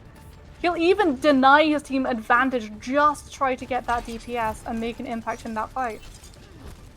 He's already searching for Sana, but Sana's making room for the Widowmaker very, very appropriately here. Oh, that's a kill you did not want to see if you're Titans. Facility going down. This means that Love has got to be even more conservative, because Kage now gets the confidence. You know you're not going to be harassed with shurikens. Rather, you can send Sona to do the exact same to your opposite. That is impressive. Dying to the Widowmaker on Genji. There was nothing else shooting at him, just the SMG and the Venom Mine. But now Kage takes out Love. That problem's been dealt with. VASTA Gaming can continue to move forward. The Orisa's out of the way. Croc's dropping very low, but not out of it yet. They power back into the Mega Room. The car rapidly approaching the map. They need to get a touch in here, Mox. Oh, trying to make a way forward. Half HP. Immortality Field's out. Eats an accretion. The splash damage hits everything. And VASTA Gaming are set up to take this. That is if they can avoid the amplification matrix that comes out. Well placed by Doggo, putting all that damage through. Nobody down on the side of VASTA Gaming though, and everybody up in the Gravitic Flux. This should be enough to finish them off. Immortality Field was already used at the beginning of that fight, and so Nipper Hug Sigma Flex finds everything at once and more. Love's already back onto that Tracer, but falls just as quickly. And VASTA managing to take an absolute raking round of point A, because unfortunately for Angry Titans, point A on Junkertown is the point where you tend to burn as many seconds as you see off your opponent's time bank. That's where the Widowmaker threat really comes into its own, because now it's just so much easier for those Genjis to close the distance. You've got all of this natural cover to get yourself safely between your team right into that back line. Yeah, with that, VASTA Gaming get the better positional advantage. They're going to come in with Kage still on the Widowmaker. Love has admitted defeat, swapped back over to the Tracer yet again. Kage has to play very careful, though, with this. Just play basically on shield break, looking for shots. Sonda, though, can continue searching for Love and has been doing a fantastic job of shutting down this Tracer constantly. But in comes Facility, the patented blade. Immortality thrown out to help him out. Love's found Sonda. Kage is traded for Facility, though. There's ultimates online for VASTA. They can look for a re-engage here. But you can see Kage is under pressure right now. That Tracer's close the distance, and now gets to come up in the right side of the kill feed. And now with the Widowmaker threat completely lacking, Angry Titans can press ignition. They've got that. They have themselves a little bit of an ultimate advantage, but not much of one, as VASTA Gaming have a lot coming online. Well, what VASTA Gaming don't have is a Widowmaker. Kage, sensing that you're not going to be able to get onto that high ground without being bothered both by a Genji and a Tracer, is going to go for the more mobile Ash. So you've got the coach gun in case that dive comes for your head. But it's Rocket that I want to look at right now. With the supercharger going to be setting the stage for the Genji.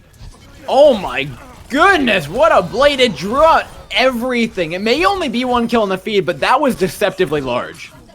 Angry Titans. They died quickly. It's silver linings for the team, though. It means that they'll be holding on to those ultimates and coming back in. But VASTA are going to make it extremely hard. Love goes down. That denies you the pulse bomb. That means you have nothing to try to bait Abs's Immortality Field out for Doggo's Amplification Matrix to actually find an effect. That Tracer, Love, you've got to close the distance. You've got to be able to connect this onto someone. Or you're just going to swap onto the Widowmaker and completely give that ult charge up.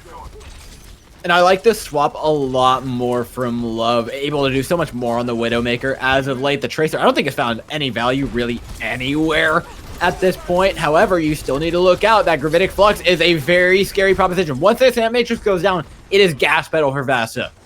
They're just going to be waiting until it goes down. Love is trying to find a pick. That's the only way Angry Titans can delay this push any longer than it already is with that Amp Matrix going down. They know what's up. Love drops out. How is he still alive? Finds a pick on Asana, and that's a pretty good trade, but the Gravitic Flux is still there. The Immortality Field is up for Doggo. Can't keep his team alive for the time being, but not for much longer. Once this goes down, it is the ticket to go in. VASTA pop rally. They've got the sustain to push it out. They've got 3:20 on the clock, and a cart that is very rapidly approaching the end of this map. But Angry Titans will have the Hail Mary, though. They'll have Facilities played, and if they're just a little bit more patient, Supercharger and Sigma Flux. So they'll win this next fight, and VASTA, they don't have anything right now. It's going to be delay tactics or find one pick that immediately guarantees that Pillard gets to keep moving. One more fight for Angry Titans to try and pull this one back. They don't want to use all their ultimates, though. Throwing in Rally and Blade Facility with all that Rally armor is going to be really hard to take down. Immortality Field's been forced out. Already a great fight here for Angry Titans. They just need to follow up on all that damage. No kills! Blade came out and it got nothing! And now Rocket's going to be hitting Supercharger. Sauna's about to get a blade of his online. And Starboy put the Rally in to keep Facility alive for longer. Nason has a Gravitic Flux, but it's desperation. Abs falls, though. No main support. VASTA Gaming have to hit the reset button. It's just going to be for a momentary second, though. Already, Sauna still sticking on that high ground, still trying to put Doggo into the position of using Immortality Field that gets one better in the main support themselves. Oh, it is just frag after frag here, Mugsy. These guys do not stop. Clutch play after clutch play. VASTA Gaming cannot compete without that blade. And they use the supercharges as well. Doggo going down was the green light for VASTA. And Love hitting the Genji's head was the red light. And now they're just using Amplification Matrix so that they don't get staggered. 1 minute 48 seconds left on the clock with this double shield composition. The amount of time it takes to set that one up cleanly, you're in your final fight. This is it here and now. 1:38 on the clock. And very little to do in the form of ultimates. But they get a pick on the facility. These teams are just giving away shots and kills left and right. This is inexcusable from both, but it makes for some damn good viewing. Kage looks for more value. Amplification Matrix and Visor use, though, means they have to back off. It's going to let the spawns come back in for Angry Titans. There's only a few ultimates up on board, but Nason and Facility both nearing theirs on the side of Angry Titans. If they can just survive this, they stand a really good chance at winning this fight. Gravitic Flux down and out. Immortality Field's been forced out of Angry Titans. Facility trying to charge up the blade. Nason so close to the Gravitic Flux to try and end things right here, right now. Good halt on the Facility. Keeps them down, keeps them out. Does get the deflect off, though. 95% to the blade. Everything is so close, Moxie. But finally, the Gravitic Flux here. Facility's going to look to clean up the blade. The rally is out. Is it going to be enough to survive for VASTA Gaming? Absolutely. They make their way back in towards the Mega Health Bag. Keeps them up. Immortality Field's down. Facility through, though. Finally connects onto AJ. Rocket down. So Facility kills all kinds of codes in the kill feed, but 40 seconds left for VASTA to try and clutch this out. Abs has got Amplification Matrix. It's the only ultimate currently online. VASTA have to move quickly.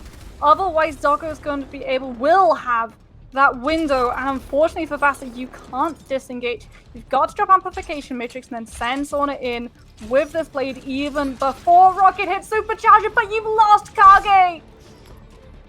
Oh no, it's already falling apart here for VASTA. They're looking to try and tie up this score, but 7 seconds on the clock. All they have are a couple of ultimates to do it. Son, if there's ever a time for you to get this blade right, it's here and now. Doggo pops an Amplification Matrix coming in, one player down. VASTA Gaming need a pick, and they need it early. Sauna is waiting for the bongo to come down before he pops his blade, though. There it is, into the back line. Down goes Love. He can just get one more. They can lock it out. Takes down the Brigitte. Gets 4 to his name. That's going to be certainly enough. Both teams in OT finish off Junkertown, and we're going another time around, Mox. I just want to see more of these Widowmakers. How many times have Love and Kage been the nail in the coffin of the opposite end's push? How many times have we seen Genji's charge up that blade, Rocket plonk down the supercharges, Sonic get into position, and then Love doesn't even let him finish the first 3 syllables of the word, duh? It's been literally every it's Facility and Kage and Sauna and Love duking out. We said at the beginning of this map that it would be a battle of the DPS, and it has been exactly that this entire time. Although I'm not certain it's a battle of clutch plays. A lot of the time, it has been people being caught way out of position, and I think the team that cleans it up is actually the team that is going to be able to take the map. And look as well as which team is going to be starting off on the defense first. It's VASTA. And something that Angry Titans really struggled with was breaking that point A defense, getting Facility into position to actually punish Kage, rather than just separating him from the team and denying themselves damage voluntarily. But if Kage is able to just keep the distance between himself and that Genji, VASTA's defense grows exponentially. The chances are good, but neither have good odds of actually finishing off point A here. This is going to come down to the meter, most likely, to the Widow Duel. Kage dropped low. That is a ballsy jump from VASTA Gaming's Widowmaker. Now, if they could just find the one-off angle. Is he going all the way? Oh my gosh, we haven't seen this the entire game. This singular shot matters so much, but he's left his team. And with that, Facility's able to find an advantage. AJ and Sauna shut down here. Angry Titans might not be able to keep this one going that much longer. Both teams in, but it's Angry Titans getting the better of it, actually. You're going to be seeing as well Vazility trying to charge up to that blade, trying to take the high ground, able to keep himself alive, and now that's converted into Doggo's ult charge, and that is huge for Angry Titans. They're going to hit Amplification Matrix so much faster than Abs, who's been lacking behind in it because the team got separated. The team separated, that's going to be the B push made. That's already incredible progress for Double Shield. Vazility's almost got that blade up online as well, though. Abs needs to come in with something that immediately secures yourself the space, that Amplification Matrix, but you are not going to be able to hit it before Vazility hits that ultimate. Vazility's got time, but a dry blade is not a guarantee by any means here. It's just a matter of time before the fight breaks down. They have to be on the cart, but the Brigade is way out of position. The Immortality Field's out. You are way out of position, my friend. A&J falls, and off that, it should be Angry Titans continuing forward. Sometimes you've just got to let out of position break fly, or rather die. Though that Immortality Field was the one thing that would have guaranteed you survival through Vazility's blade, and the cart gets to continue moving. Yes, VASTA will be coming in with a massive amount of ultimates, will be the sheer favorites in this next fight, but those couple of meters that cart gets to move may well be the reason we see a result popping up on that screen. With time ticking, VASTA Gaming look for a re-engage. They have Ant Matrix and Bongo. Everything in the kitchen sink being thrown at this fight. They still have Gravitic Flux on the back of this, but they don't want to give away a pick. First, in comes the blade. Sauna's found one. Rocket's found another. They're going to stop him at the end of point B. Probably. Okay, yep, Gravitic Flux to follow up. Forces him off cart. And VASTA Gaming stop him, but it is way too late, Moxie. So close to that checkpoint, and I'm worried, though. Letting that Genji get that blade off, having that much impact of a dry blade.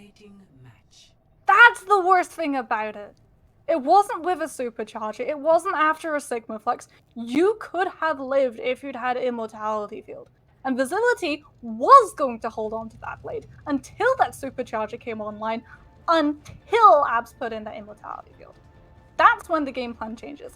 That's when Angry Titans know they can turn that into a fight win, and they can get a couple more meters on their board. And that, if that's the reason that VASTA lose Junkertown, they've got to be kicking themselves. Absolutely. You definitely don't want to be going down to game point against Angry Titans. Remember, this is more than just a trials match for them. This is a grudge match. This is a team that took your star DPS away from you, and they're now beating you with them. Yeah, Vazility's blades are something to be feared, and probably add salt into the wounds as well that it was Vazility's blade that guaranteed that point to go just a little bit further. But now you've got to refresh the mental, though. You've got to be able to let Kage open up with a pick onto Love, otherwise it's going to be so hard to actually stay on this card. It all comes down to Kage trying to connect these shots through, going for really aggressive angles on everyone and everything here. But Vazility's going to continue to zone Sauna away from this, stop them from getting progression. Of course, the first two corners are relatively free. That's an interesting grapple. I'm not sure that's how that was intended to go. But VASTA Gaming are finally up to the critical point. You can see, though, neither team has been able to find a pick. The second someone comes up in the kill feed, that's when both of these guys press go.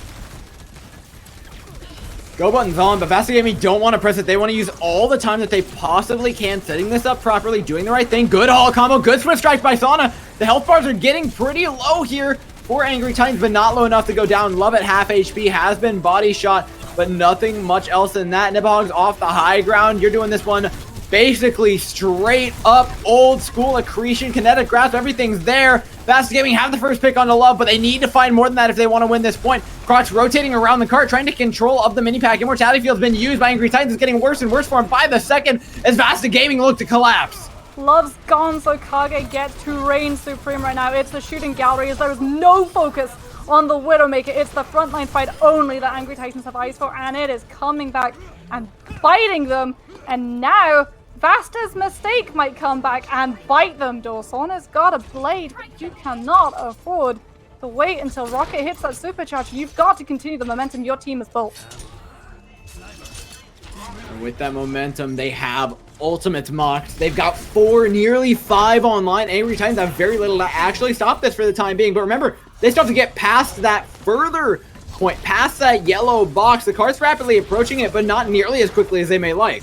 Facility's gone. Sona used the blade to get Facility out of the way so he doesn't come in and get a team kill when Crux hits that supercharger. And now VASTA get to move this payload completely for free as Angry Titans are left waiting on their DPS to return to them.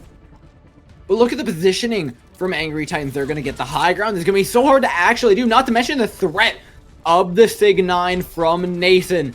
The very, very scary proposition that could come out at any time. Overtime, and we have reached critical mass. Mox, in comes Ability, waiting for the right time to use this blade. Crux doesn't quite have the bomb go up, but Lutz found the first pick onto Kage. That's what they need. The blades in. Adams used the immortality field, but it'll get just sliced right on through. Smoke cleaning things up. Sana trades one out, but at what cost? Angry Titans have found themselves a map 2 and a match point. I didn't want to see it go down to that, duh.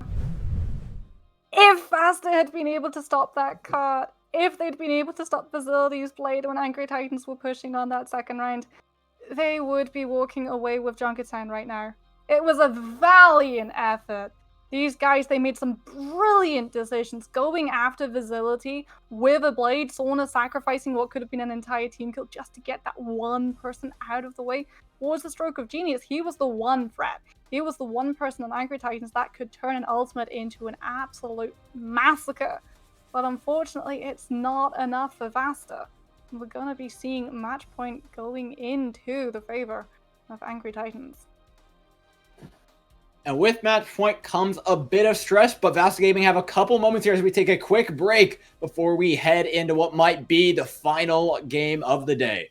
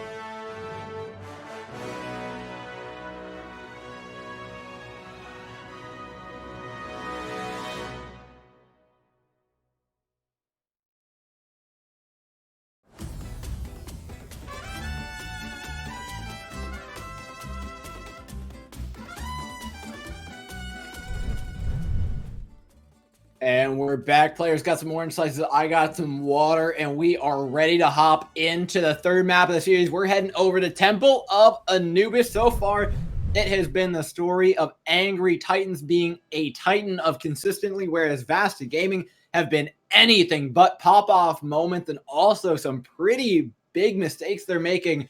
But it's been Angry Titans taking maps at the end of the day. Moxie, do you think VASTA are improving enough to take over one map? Vasta are definitely improving when it comes to that DPS lineup. Both Sauna and Kage were playing their little hearts out on Junkertown, and heading into Anubis, you've got to do that, but you've also got to do more. Because just as we see DPS dominate and decide who takes Junkertown, we see the exact story in the form of Anubis door. It's down to your DPS to make sure you've got the room, whether you're on the attacking side and you're trying to move into that side room without losing anyone early, or whether you're on the defending side and it's all about creating the space so you've got ground that you can back away when the threat gets too much for you to handle. And there's different options to offer up as threats. Last series we saw the Mei played by Pingu, not greatly, but we have seen Sauna play Mei very, very well. And I think that could be a trick that Vasta Gaming pull out of their sleeve for this matchup. Angry Titans really struggle to deal with it outside of the one fight on Mecha Base where Vasta Gaming threw in all their ultimates, gave away a ton of ultimate charge, and it was a huge mistake. We're just going to block it out of our mind. Save for that, that entire map Sauna was making a massive difference on the Mei, and I think it'd be a great pick for them here. Especially because if you're on the defending side and you've got a Mei, you've already got the space. That was when Vasta was strongest with the Mei, when they were already set up, when they didn't have to get into position. And if you lean really heavily into that delay tactic, I absolutely think that that Mei pick will work out and you will be reaping the rewards. Fight after fight after fight, because if Angry Titans aren't able to go for that side room and they decide to go for a little bit of an impatient play and try and just barrel their way onto point, you are going to be putting yourself right into the hands of that second DPS, whether it's a Junkrat or an Ashe, or even if we get to see the return of the Widowmaker.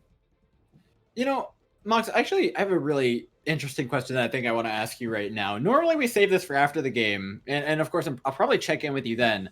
But right now, who is your pick for most valuable player in this lobby? Because I genuinely can't pinpoint a single name right now.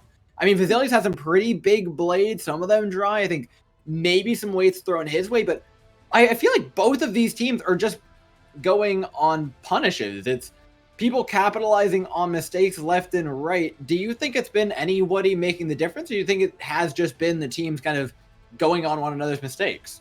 It's been the punishment game, honestly. Mm-hmm. Both of these teams have very strong players that we are always talking about when it comes to MVP.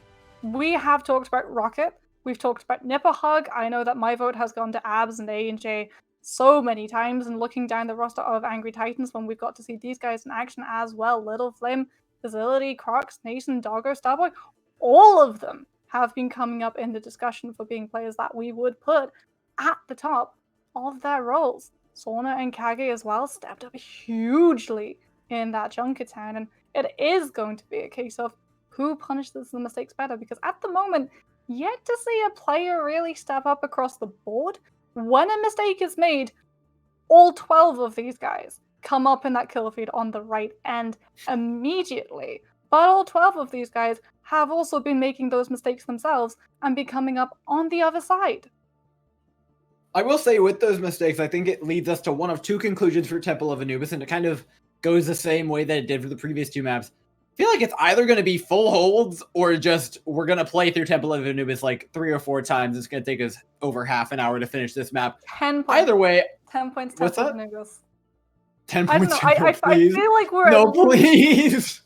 at least going to get to second round for both of these guys, depending on what compositions are actually going to be, because we've seen the double shield, we've seen the Mei, we've seen the DPS lineup change though. What we haven't really got to witness is dive. And I know you, and I know myself, we've got to be in the casting seat when Vasta have tried to run dive in the past. And they weren't very good at it in Contenders Trials Season 1.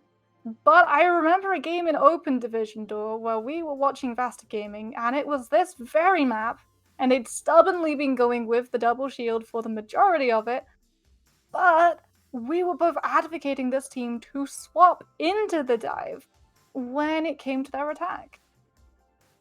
I mean, you haven't won on the double shield yet. You might as well throw something else in there. Vasta has historically been a very strong dive team. It didn't work out for him last time, but at this point, you just want to see change. And I think that's the big thing that you can say about VASTA is they're so close with this composition, especially with all this star power and with Rocket, Nibhogg, Abs, A&J, Sonic. Like, there's nothing to fault here, but they still need that one step. They still need that clutch factor, and they need somebody to bring them consistency because that's a big thing they're lacking. And the big thing we need to see from them here on Anubis. That's the difference at the moment, it feels like. Because you look at Angry Titans and how they went about Junkertown, and it was send Visibility in. He was a one-man wrecking ball. He did everything that a wrecking ball does, with a quarter of the health bar and far less abilities to actually enable him to get out safely, but he was still able to go for those 1v1s and consistently be coming out on top in that kill feed, building up that ultimate, putting in the threat of the blade to the point where VASTA Gaming put in everything that they possibly could to try to shut him down, but he was still finding value. And that's the difference. That, I think, is why we're seeing a little bit of a disparity in the scoreboard, because Sona and Kage, they've been coming up huge. Unfortunately, they haven't had that clutch factor that has been there for Facility consistently through this match. And with that clutch factor comes the big question of how are Angry Titans doing before this? They obviously never left the winner's bracket. They didn't ever lose a match, but I feel like Facility's only upgraded this team. They're very strong with Little Flame, Crocs, Nason, Doggo, Starboy. Like, this is a star-studded roster, and I feel like Angry Titans right now with Facility is what VASTA could have been had Facility stayed on the team. And that's just like that little bit of difference. That one Facility was the one thing Angry Titans needed to push him over the edge. It's the same exact story for VASTA, but you can only play for one of the teams. Unless you manage to split him in half, you have like an Ice Climbers sort of deal where one of the twins Getting and the other one convoluted. gives the other twins. I don't know. I'd love to see a hero like that be introduced into Overwatch. But if we're talking about that clutch factor and the absence that Facility has left in VASTA's roster, VASTA have to step it up, and one of the people that will fall to will be the DPS. Sona and Kage, if they're able to have as much of an impact as we saw them with on their Junkertown pushes, then this team has got a very good chance of being able to complete and hold on Anubis. If they're quiet, if they don't have as much of an impact, or worse, they fall prey to Facility solo flanks, that team is not going to be coming out on top today. And now this kind of raises the question of how do they do against the other teams in here? I would love to point out right now, VASTA are 2-0. They're at the top of their group. But if you dig a little bit deeper here, you'll realize that the two teams they beat were ASMR Esports and Stop Toxicity, both who are 0-2, both who are underdogs, and both who are teams that aren't super familiar to Contenders trials. So, I mean, how do you think VASTA actually do going further into this group? Obviously, Angry Titans is the first bit of real pressure that they've had to face, but they still have to beat out Vox Nihili and Sheer Cold after that. I mean, VASTA Gaming are definitely looking a lot stronger in this run of trials because they're putting up a fight. Angry Titans are a team when they had their run of Open Division Door. Every single time someone was casting Angry Titans, it was, oh, we expect it to be a very quick 3-0 and done. But VASTA Gaming are standing up to this giant, and they're keeping it very, very close. It is only because Facility is coming in with these clutch factor moments that Angry Titans have been able to notch these scores on the board, and so if VASTA Gaming are able to replicate that DPS success, they stand a very good chance, not just going forward in this series, but going forward in the rest of theirs as well. So many opportunities to come back in Mox, but only one map to do it on. It's going to be VASTA first on defense here. And so I think this actually sets the tone very, very well of how this map plays out, because Angry Titans, I think we kind of know that they're going to be solid on the defense, but whether VASTA are able to stop Angry Titans at A for any meaningful amount of time is going to tell us a lot. And of course, Sana goes back over the main. No surprises there. This is honestly where VASTA have their best shot at Anubis. Burning down the time. If they are not strong on this defense, then I'm worried for this team, but I trust in Sona's May. I know that he's going to have impactful walls. We all know the rotation by now, though, when they go for that side room, you wall them up, you manage to separate one person. But we've also seen Orisa Holt be absolutely terrifying when you're lacking that Mei. And so if you have a combination of those two, what you were looking at is a whole bunch of delay tactics that Angry Titans are going to have to try and pick themselves through. And as we unpause the game real quick, the one thing we want to see, and I actually think we had a really, really good example of it in the previous game when we were casting Vox Nihili versus Stop Toxicity. It was Stop Toxicity who were playing against the Mei. They made the adaptation to back away, keep their distance, never let those walls connect. I mean, the 3-minute blizzards were hard to watch, frankly, and it wasn't just Pingu's fault. He was getting zoned out of literally every bit of value he could get. You're looking for the same thing from Angry Titans. Do they have the presence of mind to do it immediately, though, is the question. Well, Kage is going to be going for a little bit of immediate ultimate charge. So Coach Gun onto the ledge, Sigma Shield in front. This is a play we're seeing so often now, and I absolutely adore it. But Kage falls very low. Doesn't manage to find anything except ult charge for abs. Alright, this is a classic matchup right now. Just trying to get through the choke. It's everything that this map has really ever been. The Dynamite only connects onto 1, though. That's not exactly great here for VASTA. They don't have that much in the way of ultimate charge. They do have the wall, though, and Sonic can set this up very, very well. Just play in the corner. Ignore literally everything. You have one job. It is to press E at the right time. Just hold on to that ability as long as you possibly can as well. Angry Titans are not going to be moving forward fully until they see it come out. They're playing so patiently, but you have to bait this out at some point. They're completely unafraid to just wait before putting it in. Oh, he has to use it to peel, though! And it's gonna be Angry Titans find the first pick, getting their way in. The wall's completely whiffed, and now the tanks are left alone. They go down. Angry Titans take A, and it's already looking bad for VASTA on map 3. They dealt with the Mei perfectly. They waited for Doggo to hit Amplification Matrix, and that forces the wall right out of Sauna's ability kit.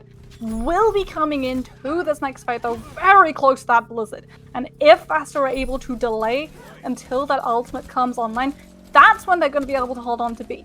If Facility is given the space and hits that blade before Blizzard can come online, Angry Titans are looking at a very, very fast snowball.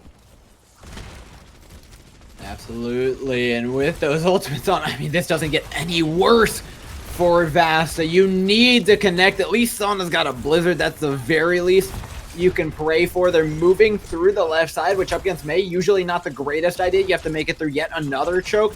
There's so many ways around it. The Sigma can even use Gravitic Flux just to walk over the wall. VASTA are getting caught in rotation as well. They're stuck over here. They get an Amplification Matrix out, though, right as they're going through. Good peel away by Angry Titans. It's going to be about 10 seconds off the clock. Facility's holding onto that blade as well until he sees that Blizzard, but first it's Kage who kicks things off. Bob comes through. Fortunately, Angry Titans not being hit by it. VASTA's positioning is all kinds of awkward right now, but it's making it even worse for Angry Titans because they're completely surrounded, walled off, and shut down here at B. Facility was holding onto that blade as well. Sauna doing a very good job of not being baited into using that Blizzard. That was the one thing Angry Titans were constantly trying to do. Going to be keeping a hold of that ultimate, and it's the one thing VASTA is going to be relying on in this next fight. It is now a battle of wits between these two DPS. Facility does not want to blade until the Blizzard comes through, otherwise VASTA is going to run straight into it, and that Genji Blade is going to find nothing. But Sauna doesn't want to drop Blizzard until Facility drops Blade, otherwise his team are going to get team killed.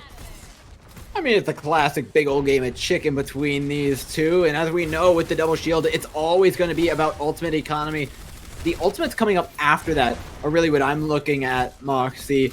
It's going to be Doggo's Amplification Matrix, which can effectively force a response out of VASTA, whether that's a wall, whether that's an aggressive Blizzard. There's not many things they can actually do to shut this down. So with the Amp Matrix comes point pressure. They're going to start looking for the Orisa. Bazili's got the blade, pops it, trying to force out the Bob. Will do so successfully. And Kage's taking out Nathan yet again. Into the back line goes Bazili, trades himself out. 5 versus 5 on the point here. Little Flame not really close to anything. No sidelines to work with, and the Bob from Kage cleans up. Ab's going to be holding on to the Amplification Matrix for this next fight as well. Little Flame, oh, you do not want to be in a 1 versus 1 against the Mei when you are getting Primer frozen. And Angry Titans, they put so much into that fight, though. do not find anything in return when it comes to that tick percentage.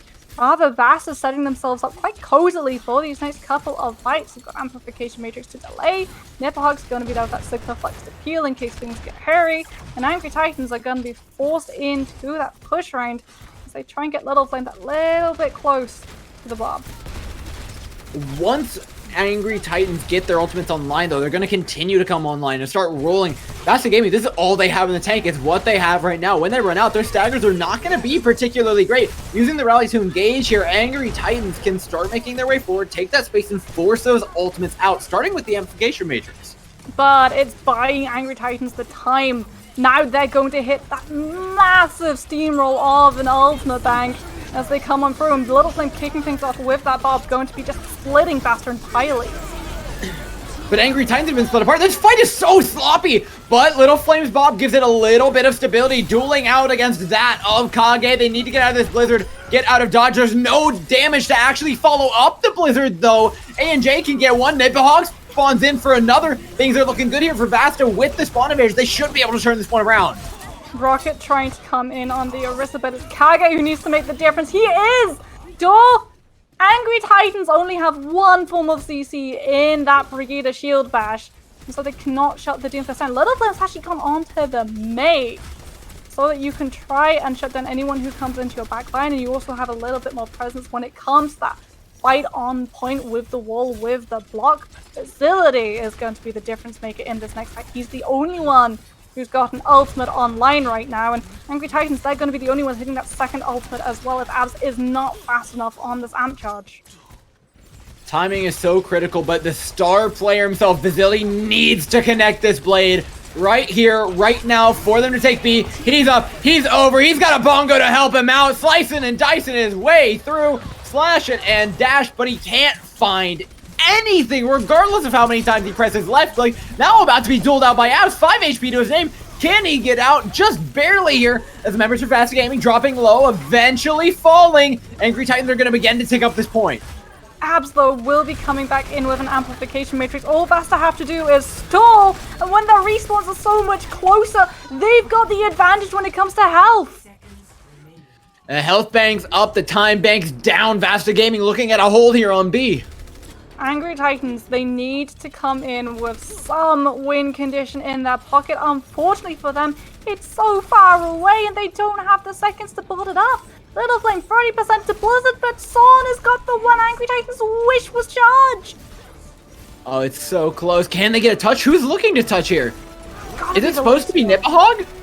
1 second. Oh no, they're not on. Overtime. Okay, the Lucio gets there just in time. They walk straight into the Blizzard. Little Flame has this to try and trade out, but it doesn't look like they're going to be able to take the overtime here. The Gravitic Flux keeps them off. The Blizzard makes the point, but nobody else on the side of Angry Titans does. And VASTA willfully hold on to B. They know their win condition now. No 10 points of Anubis today, though. Instead, it's just going to be the one. Angry Titans, they looked so strong on that point A push, but the wheels really fell off that team when it came to B. Sauna's Mei stepped up. We said VASTA's DPS needed to come in clutch, and those blizzards were perfect. Every time Vasily wanted to come in with a blade and go straight into the middle of that composition, he was just forced meters off from the rest of them. Go after the slim pickings of an Ashe sitting on the side. It's no real surprise that they were able to pull that one out. VASTA are playing cleaner than they ever have before. I didn't see any major mistakes there outside of the first fight where they let that one slip out of their hands, gave away point A. And you know what? There's still a chance, Moxie. There is still a chance that Angry Titans pull off the even fuller hold by not making that same slip up that VASTA did. And it's all going to come down to those wall placements. Little Flame's going to be coming out on the Mei. VASTA have to do exactly what Angry Titans did. Brute force their way straight onto that higher ground. Force Little Flame into using that wall early to try to peel for when an ultimate comes through. But if Ab sticks on that Ana, that's going to be something a lot harder to do than if you're running that Batiste. Nano is not as terrifying as an Amplification Matrix. Nano's also not nearly as good. Okay, yeah, the swap's there. That's no real surprise. VASTA swap, or staying on this May, though, is not much of one. Little Flame, though, mirroring it. Yeah, you were going to have the battle of the counter walls right now, and Saunders is better! Oh, what a wall. Uses it horizontally to deny the space from Nipog. They're running in the backline here. This is a little bit risky, but I love the gusto from him. Going for all of the ultimate charge, going for the full hold. Facility cleans up, and this is going to be a fantastic advantage for Angry Titans. Crocs has been a silent agent on the side of Angry Titans, but when we're not talking about a tank, it means they're doing their job, though. And he just got noticed big time. Sauna's wall is better. It would have protected all of VASTA. It would have let them come into the side room, but Crocs halts them right onto the top of it, and Angry Titans just collapse. You're looking for the walls yet again here. Little Flame, 80% to Blizzard. Pretty much double that of Sauna. Amplification Matrix thrown out from VASTA just to make some space, push onto the high ground. But Angry Titans can just wrap their way in. They're going to hold onto their high ground. And they're very much okay with this, especially if they get 2 picks like that. These are going to be some nasty staggers, Moxie. These are the most brutal Orisa halts I've ever seen. Crocs is an absolute monster, and unfortunately for VASTA, they've only got 2 ways to actually dealing with this. Sauna either puts in that wall early to block off the hull, or Nipperhug sacrifices that kinetic shift to eat it. Either way, Angry Titans have charged up so many ultimates because VASTA have just been forcing themselves to eat damage. Yeah, now you just know you're walking into a Holographic Flux, into a Blizzard. Great eat though by Nipperhog. The wall still connects. The freeze is still there. You may have eaten the Blizzard, but you're not out of the Winter Wonderland quite yet. Angry Titans have set themselves up to win the fight. Still even, just throwing in a couple more ultimates. They need the Blizzards online for VASTA. Things are not certain quite yet. Vasily finds a blade to clean up 1. Needs to find at least another to really secure this fight out for him, but can't. Regardless of how many times he slashes through, he has the resets on the dash, though. He's putting in the damage, and Angry Titans are stabilizing. That was a fight VASTA needed to win. Sauna invested Blizzard into that fight, though. And that is the only Blizzard you are going to be able to charge with only 1 minute 29 seconds on the clock, and Angry Titans doing everything they possibly can to end these fights before the May finds value, before they get into that close quarters fight where primary freeze comes into question.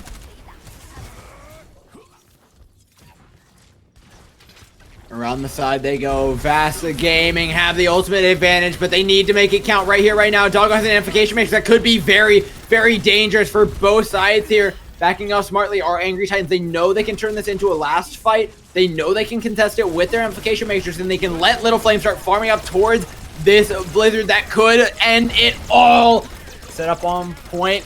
VASTA actually opting to go back to main here, avoid the amp matrix with 50 seconds on the clock. Halts in, so's a Gravitic Flux. Counter halt doesn't connect on anything. Great dynamite to deny them any sort of space. VASTA are not out of this one yet. Angry Titans just looking for the right pick. Rocket finds Doggo though, and that's the ticket they need. No heals to keep them alive. No rally either. No, Starboy gets it on just in time. Facility has a blade to try and seal things out. Here he comes into the backline looking for Av, who may or may not have an immortality field on deck. Not quite sure. Kage though finds Little Flame. The May now gone. The threat of the Blizzard as well. Bob on a point. VASTA have secured at least an A push. Angry Titans, they were banking Wait a minute, have they? But they're still here! Nate was putting ultimates into it. They think they can win this, but it's foolish! Oh, that's a horrible mistake. They're themselves of everything that they could have used to shut VASTA out in this next attack. You've got a superchargers, you've got a Blizzard, and that will be it. VASTA are going to be coming in with that same Blizzard, with an amplification matrix, and with a Sigma Flux. They are going to have such a massive presence on this point. The only way Angry Titans are going to be seeing themselves out of this next fight successfully is if they end it before it can begin. Looking for aggression here. 2:30 on the clock. That's about 2 pushes for VASTA if they're quick. Amplification matrix and both walls out from these teams. VASTA looking to push their ultimate advantage, but they walk straight into a Blizzard. Good haul here by Angry Titans. They just need to finish off these kills. Good invulnerability field, though, keeping Nipperhog up. Now they re-engage with the Blizzard of their own. VASTA are set up to win the map. They've got 1, they've got 2, and they're looking for the point tick to take it home. But they don't have ultimates right now. All they need is 1 tick, but they're going after the Orisa. No one's stepping on it, and there we go. VASTA walk away with Anubis. And we talked about it. We said the difference between these two teams, when it isn't that clutch factor, it's the punishment game. And Angry Titans had a much more impactful mistake on their defense than VASTA had on any round so far. Yeah, not to mention the fact that Sauna's May has thrown Angry Titans for a loop. Big question though, Mox. How many maps can you actually run it on? Not a lot, unfortunately. Especially not looking at where we're off to next. Blizzard World? It's not really May territory, is it? It's much more down to that spam composition with that Ashe, with that Genji, baiting in that Batiste to use Immortality Field early on into the fight where you then come down, you then go for the punishment to actually get the kills coming into your feed. Yeah, without the May, it's been bog standard here at Blizzard World. You can try and swap it up, maybe a dive, but they've shown no indication of running anything other than the double shield. And whenever it's Ashe Genji, it's been VASTA losing the maps. And yes, it's been by relatively close margin, but definitely not close enough for my likes. I still see Angry Titans right now in the driver's seat. I worry for VASTA. If we go towards that point B and they aren't able to take control of the high ground, look at the halts that Angry Titan were pulling out on point A of their defense on Anubis. The Orisa was an absolute monster, the bane of that team's existence, though. Think about all of the time that it takes for a team to try and set themselves up into that high ground. Doesn't matter if you're defending, doesn't matter if you're attacking, you've got to climb up the steps, you've got to make sure that everyone's got their shield placements. If you sacrifice all of that planning for an ability that just yanks you straight off the space that you want to be standing and plunks you into the middle of the enemy, you're not going to be having a fun day at the roller coasters. Absolutely not. And with Angry Titans for once coming in on the defense first, this is where I get a little bit curious as to what happens. VASTA's been setting the pace pretty much the entire time since Control. They've been coming out, defending, trying to stop Angry Titans early. But now I actually think this side swap matters a lot more than it would otherwise. Angry Titans now get to budget their ultimates pushing through this map, and we know how important that is because most of these pushes end before you ever see the C point. The worst thing for me, for Angry Titans going on to defense for VASTA right now, is that Crocs' halts are going to be terrifying. Nipperhawk has got to step up, has got to eat these ones, otherwise Angry Titans are going to be there with the spam to immediately connect. Also, whoever the portal is that gets yanked up, and there will be a portal that gets yanked up. Both Rocket and Crocs know how to utilize these holds to the best of their abilities. Yeah, I'm looking for big stuff here from...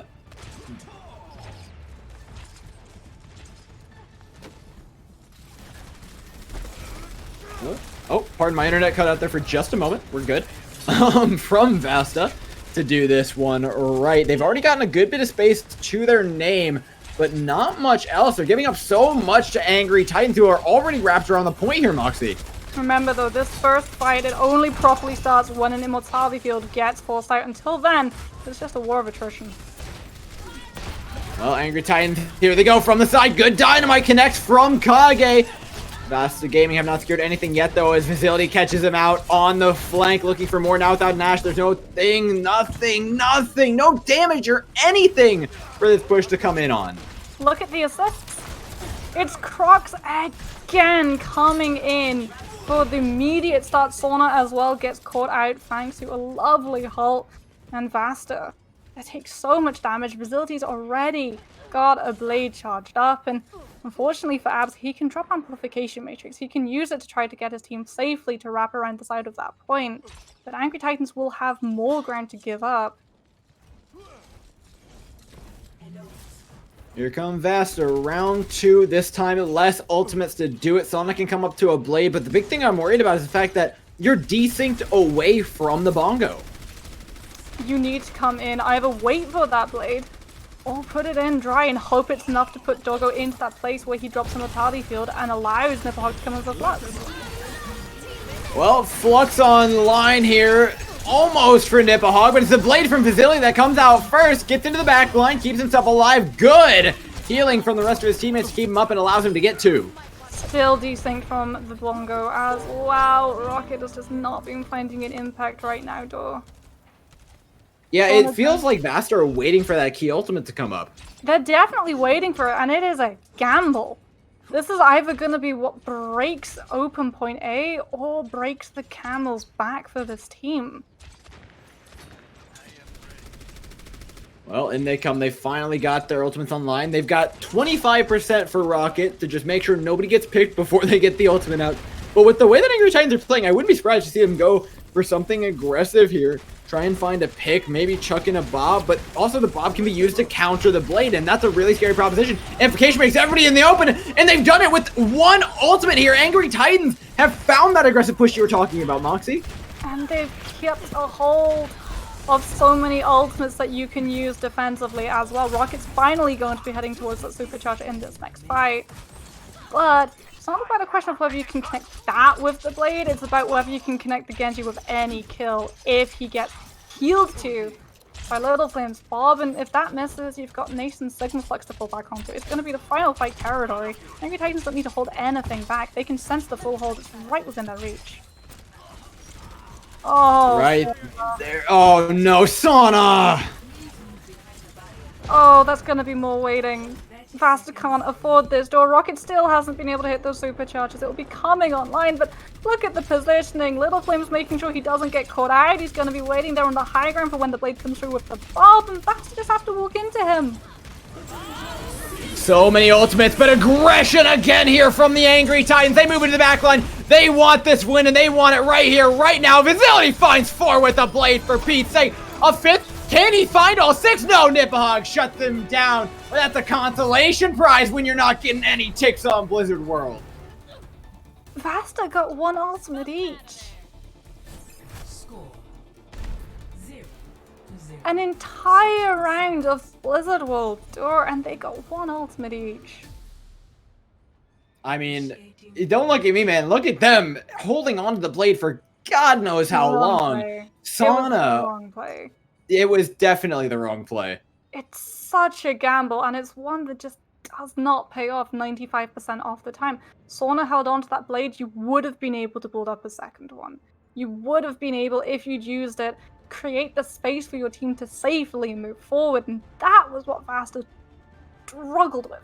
Every single time they tried to approach that point door, they took so much damage. They allowed Angry Titans to hit their ultimates so much faster. If you'd had a Blade, if you'd been able to put Doggo into using that Immortality field early, that's when you can have a presence in the fight. Not until then. Now though, on their defense, they've got to do the same.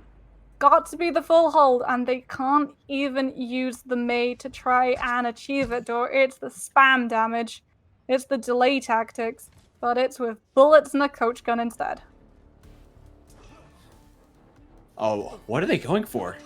They're banking on the fact that Angry Titans are going to use that Symmetra teleporter to get themselves into gift shop faster.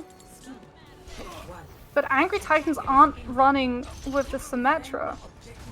And so all of that charge that you were hoping Kage would hit is nothing, and now you put yourself at such a vulnerable angle.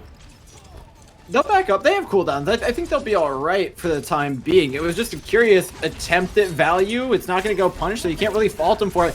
But now look at this. They're separated on sides of the point right now. If Angry Titans recognize this, they can push towards one side dedicated and take advantage of. The Sigma's still on the other side. This Orisa's completely alone. They need to be very careful about how they play this. Space has already been gained by Angry Titans.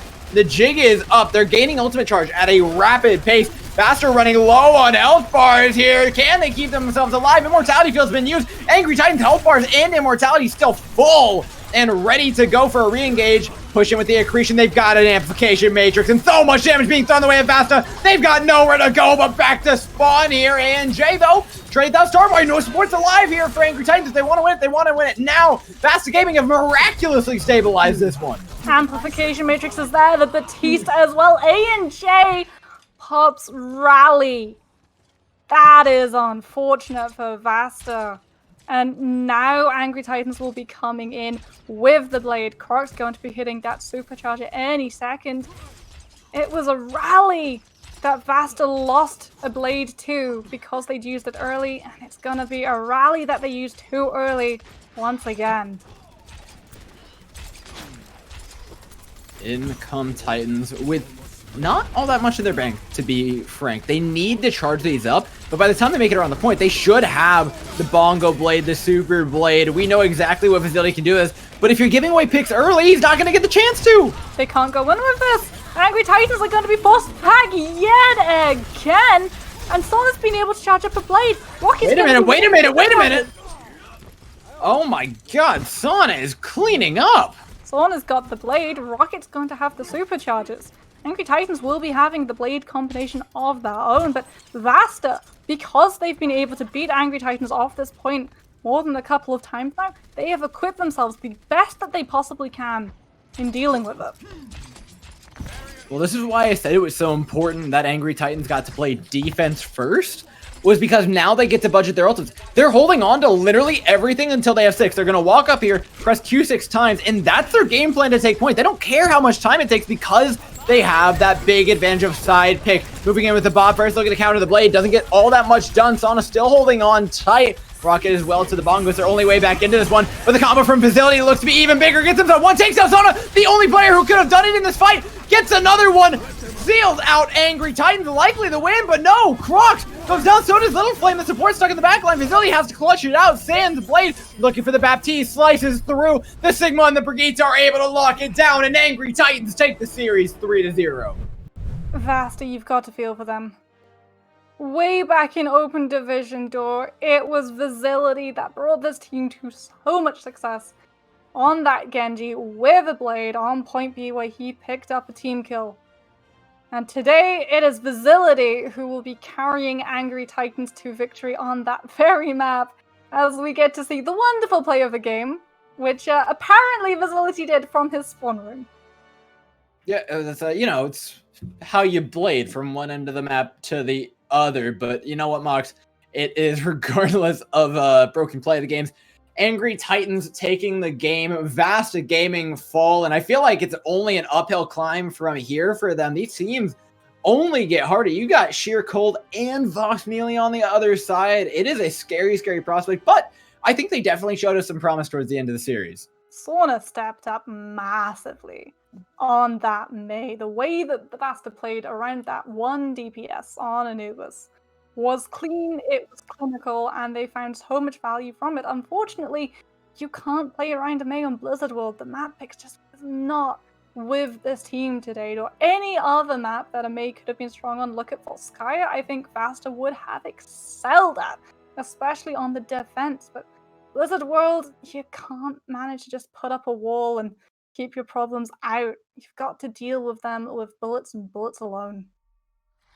No, and as much as I want to sing the praises of Angry Titans right now, I've got someone we can sing them to. Producer man, if you would please drag Facility into this call so we can give him the congratulations he deserves. Hello, Mr. Facility. That was an interesting game. Congratulations on the win, and congratulations on God knows how many massive blades.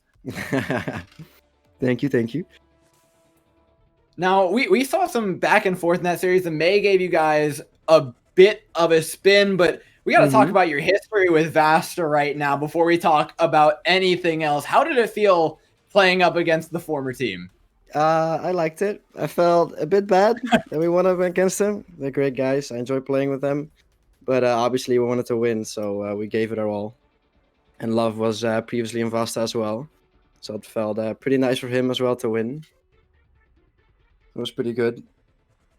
So going off then, the fact that you have played with VASTA, you probably know better than anyone else on Angry Titans how these guys operate. Looking at how you played Genji on Junkertown, you were out sniffing that Widowmaker. Would you have done that for any other Widow, or was it just the fact that you knew where Kage would want to stand? No, I would have done it for a new Widow. But I kind of inted a bit on Junkertown. Like, I died a lot. Way more than I usually do, but usually I look for pretty much any Widow, yeah. Yeah, I wouldn't worry too much. Junkertown was a weird bloodbath for, I think, literally everybody gave away at pick at some point or some time. But at the end of the day, you managed to take the map away in overtime off the back of a really big dry blade from you. So congrats to that. I would like to ask, though, as much as it was the blades time and time again in the kill feed, who do you think on your team was really helping support you today in being able to do that? It's hard to say. I mean, whenever I blade, I always know that my team is like ready to back me up, and we all just pretty much W in their face so that I have as much space as possible. But it's yeah, I mean, it's hard to say. Like, everyone does their best to support me as much as possible whenever I blade.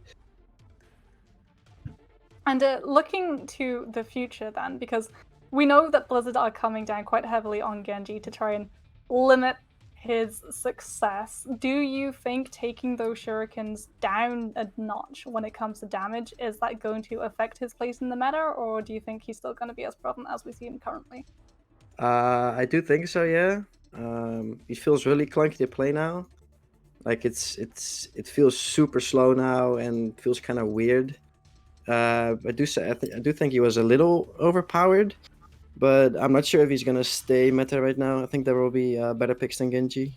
He might stay though. I'm not 100% sure. Hey, there's room for all sorts of crazy stuff in the upcoming meta. I can't wait to see what you guys end up doing with it. And you know what? Good luck on the rest of your run. Hopefully to Contenders. And I can't wait to see more from you guys. Thank you so much, Facility, for popping in for this interview. Thank you. Thanks for having me. Catch you later. Bye-bye. All right, ladies and gents, that ties it up for today here at Monkey Bubble. Although I will say there's plenty more Overwatch to be played. Tomorrow is going to be Morning Stars versus Shoes Money Crew, as well as Avoided versus ACH, ASM, Stop Toxicity, Ultimates, and SMC. There's so much in the lineup that we have ready for you, and you won't want to miss any bit of it. Contenders Trials is far from over yet. Be sure to subscribe to Monkey Bubble, follow everything Contenders Trials going on here, and we'll catch you guys tomorrow.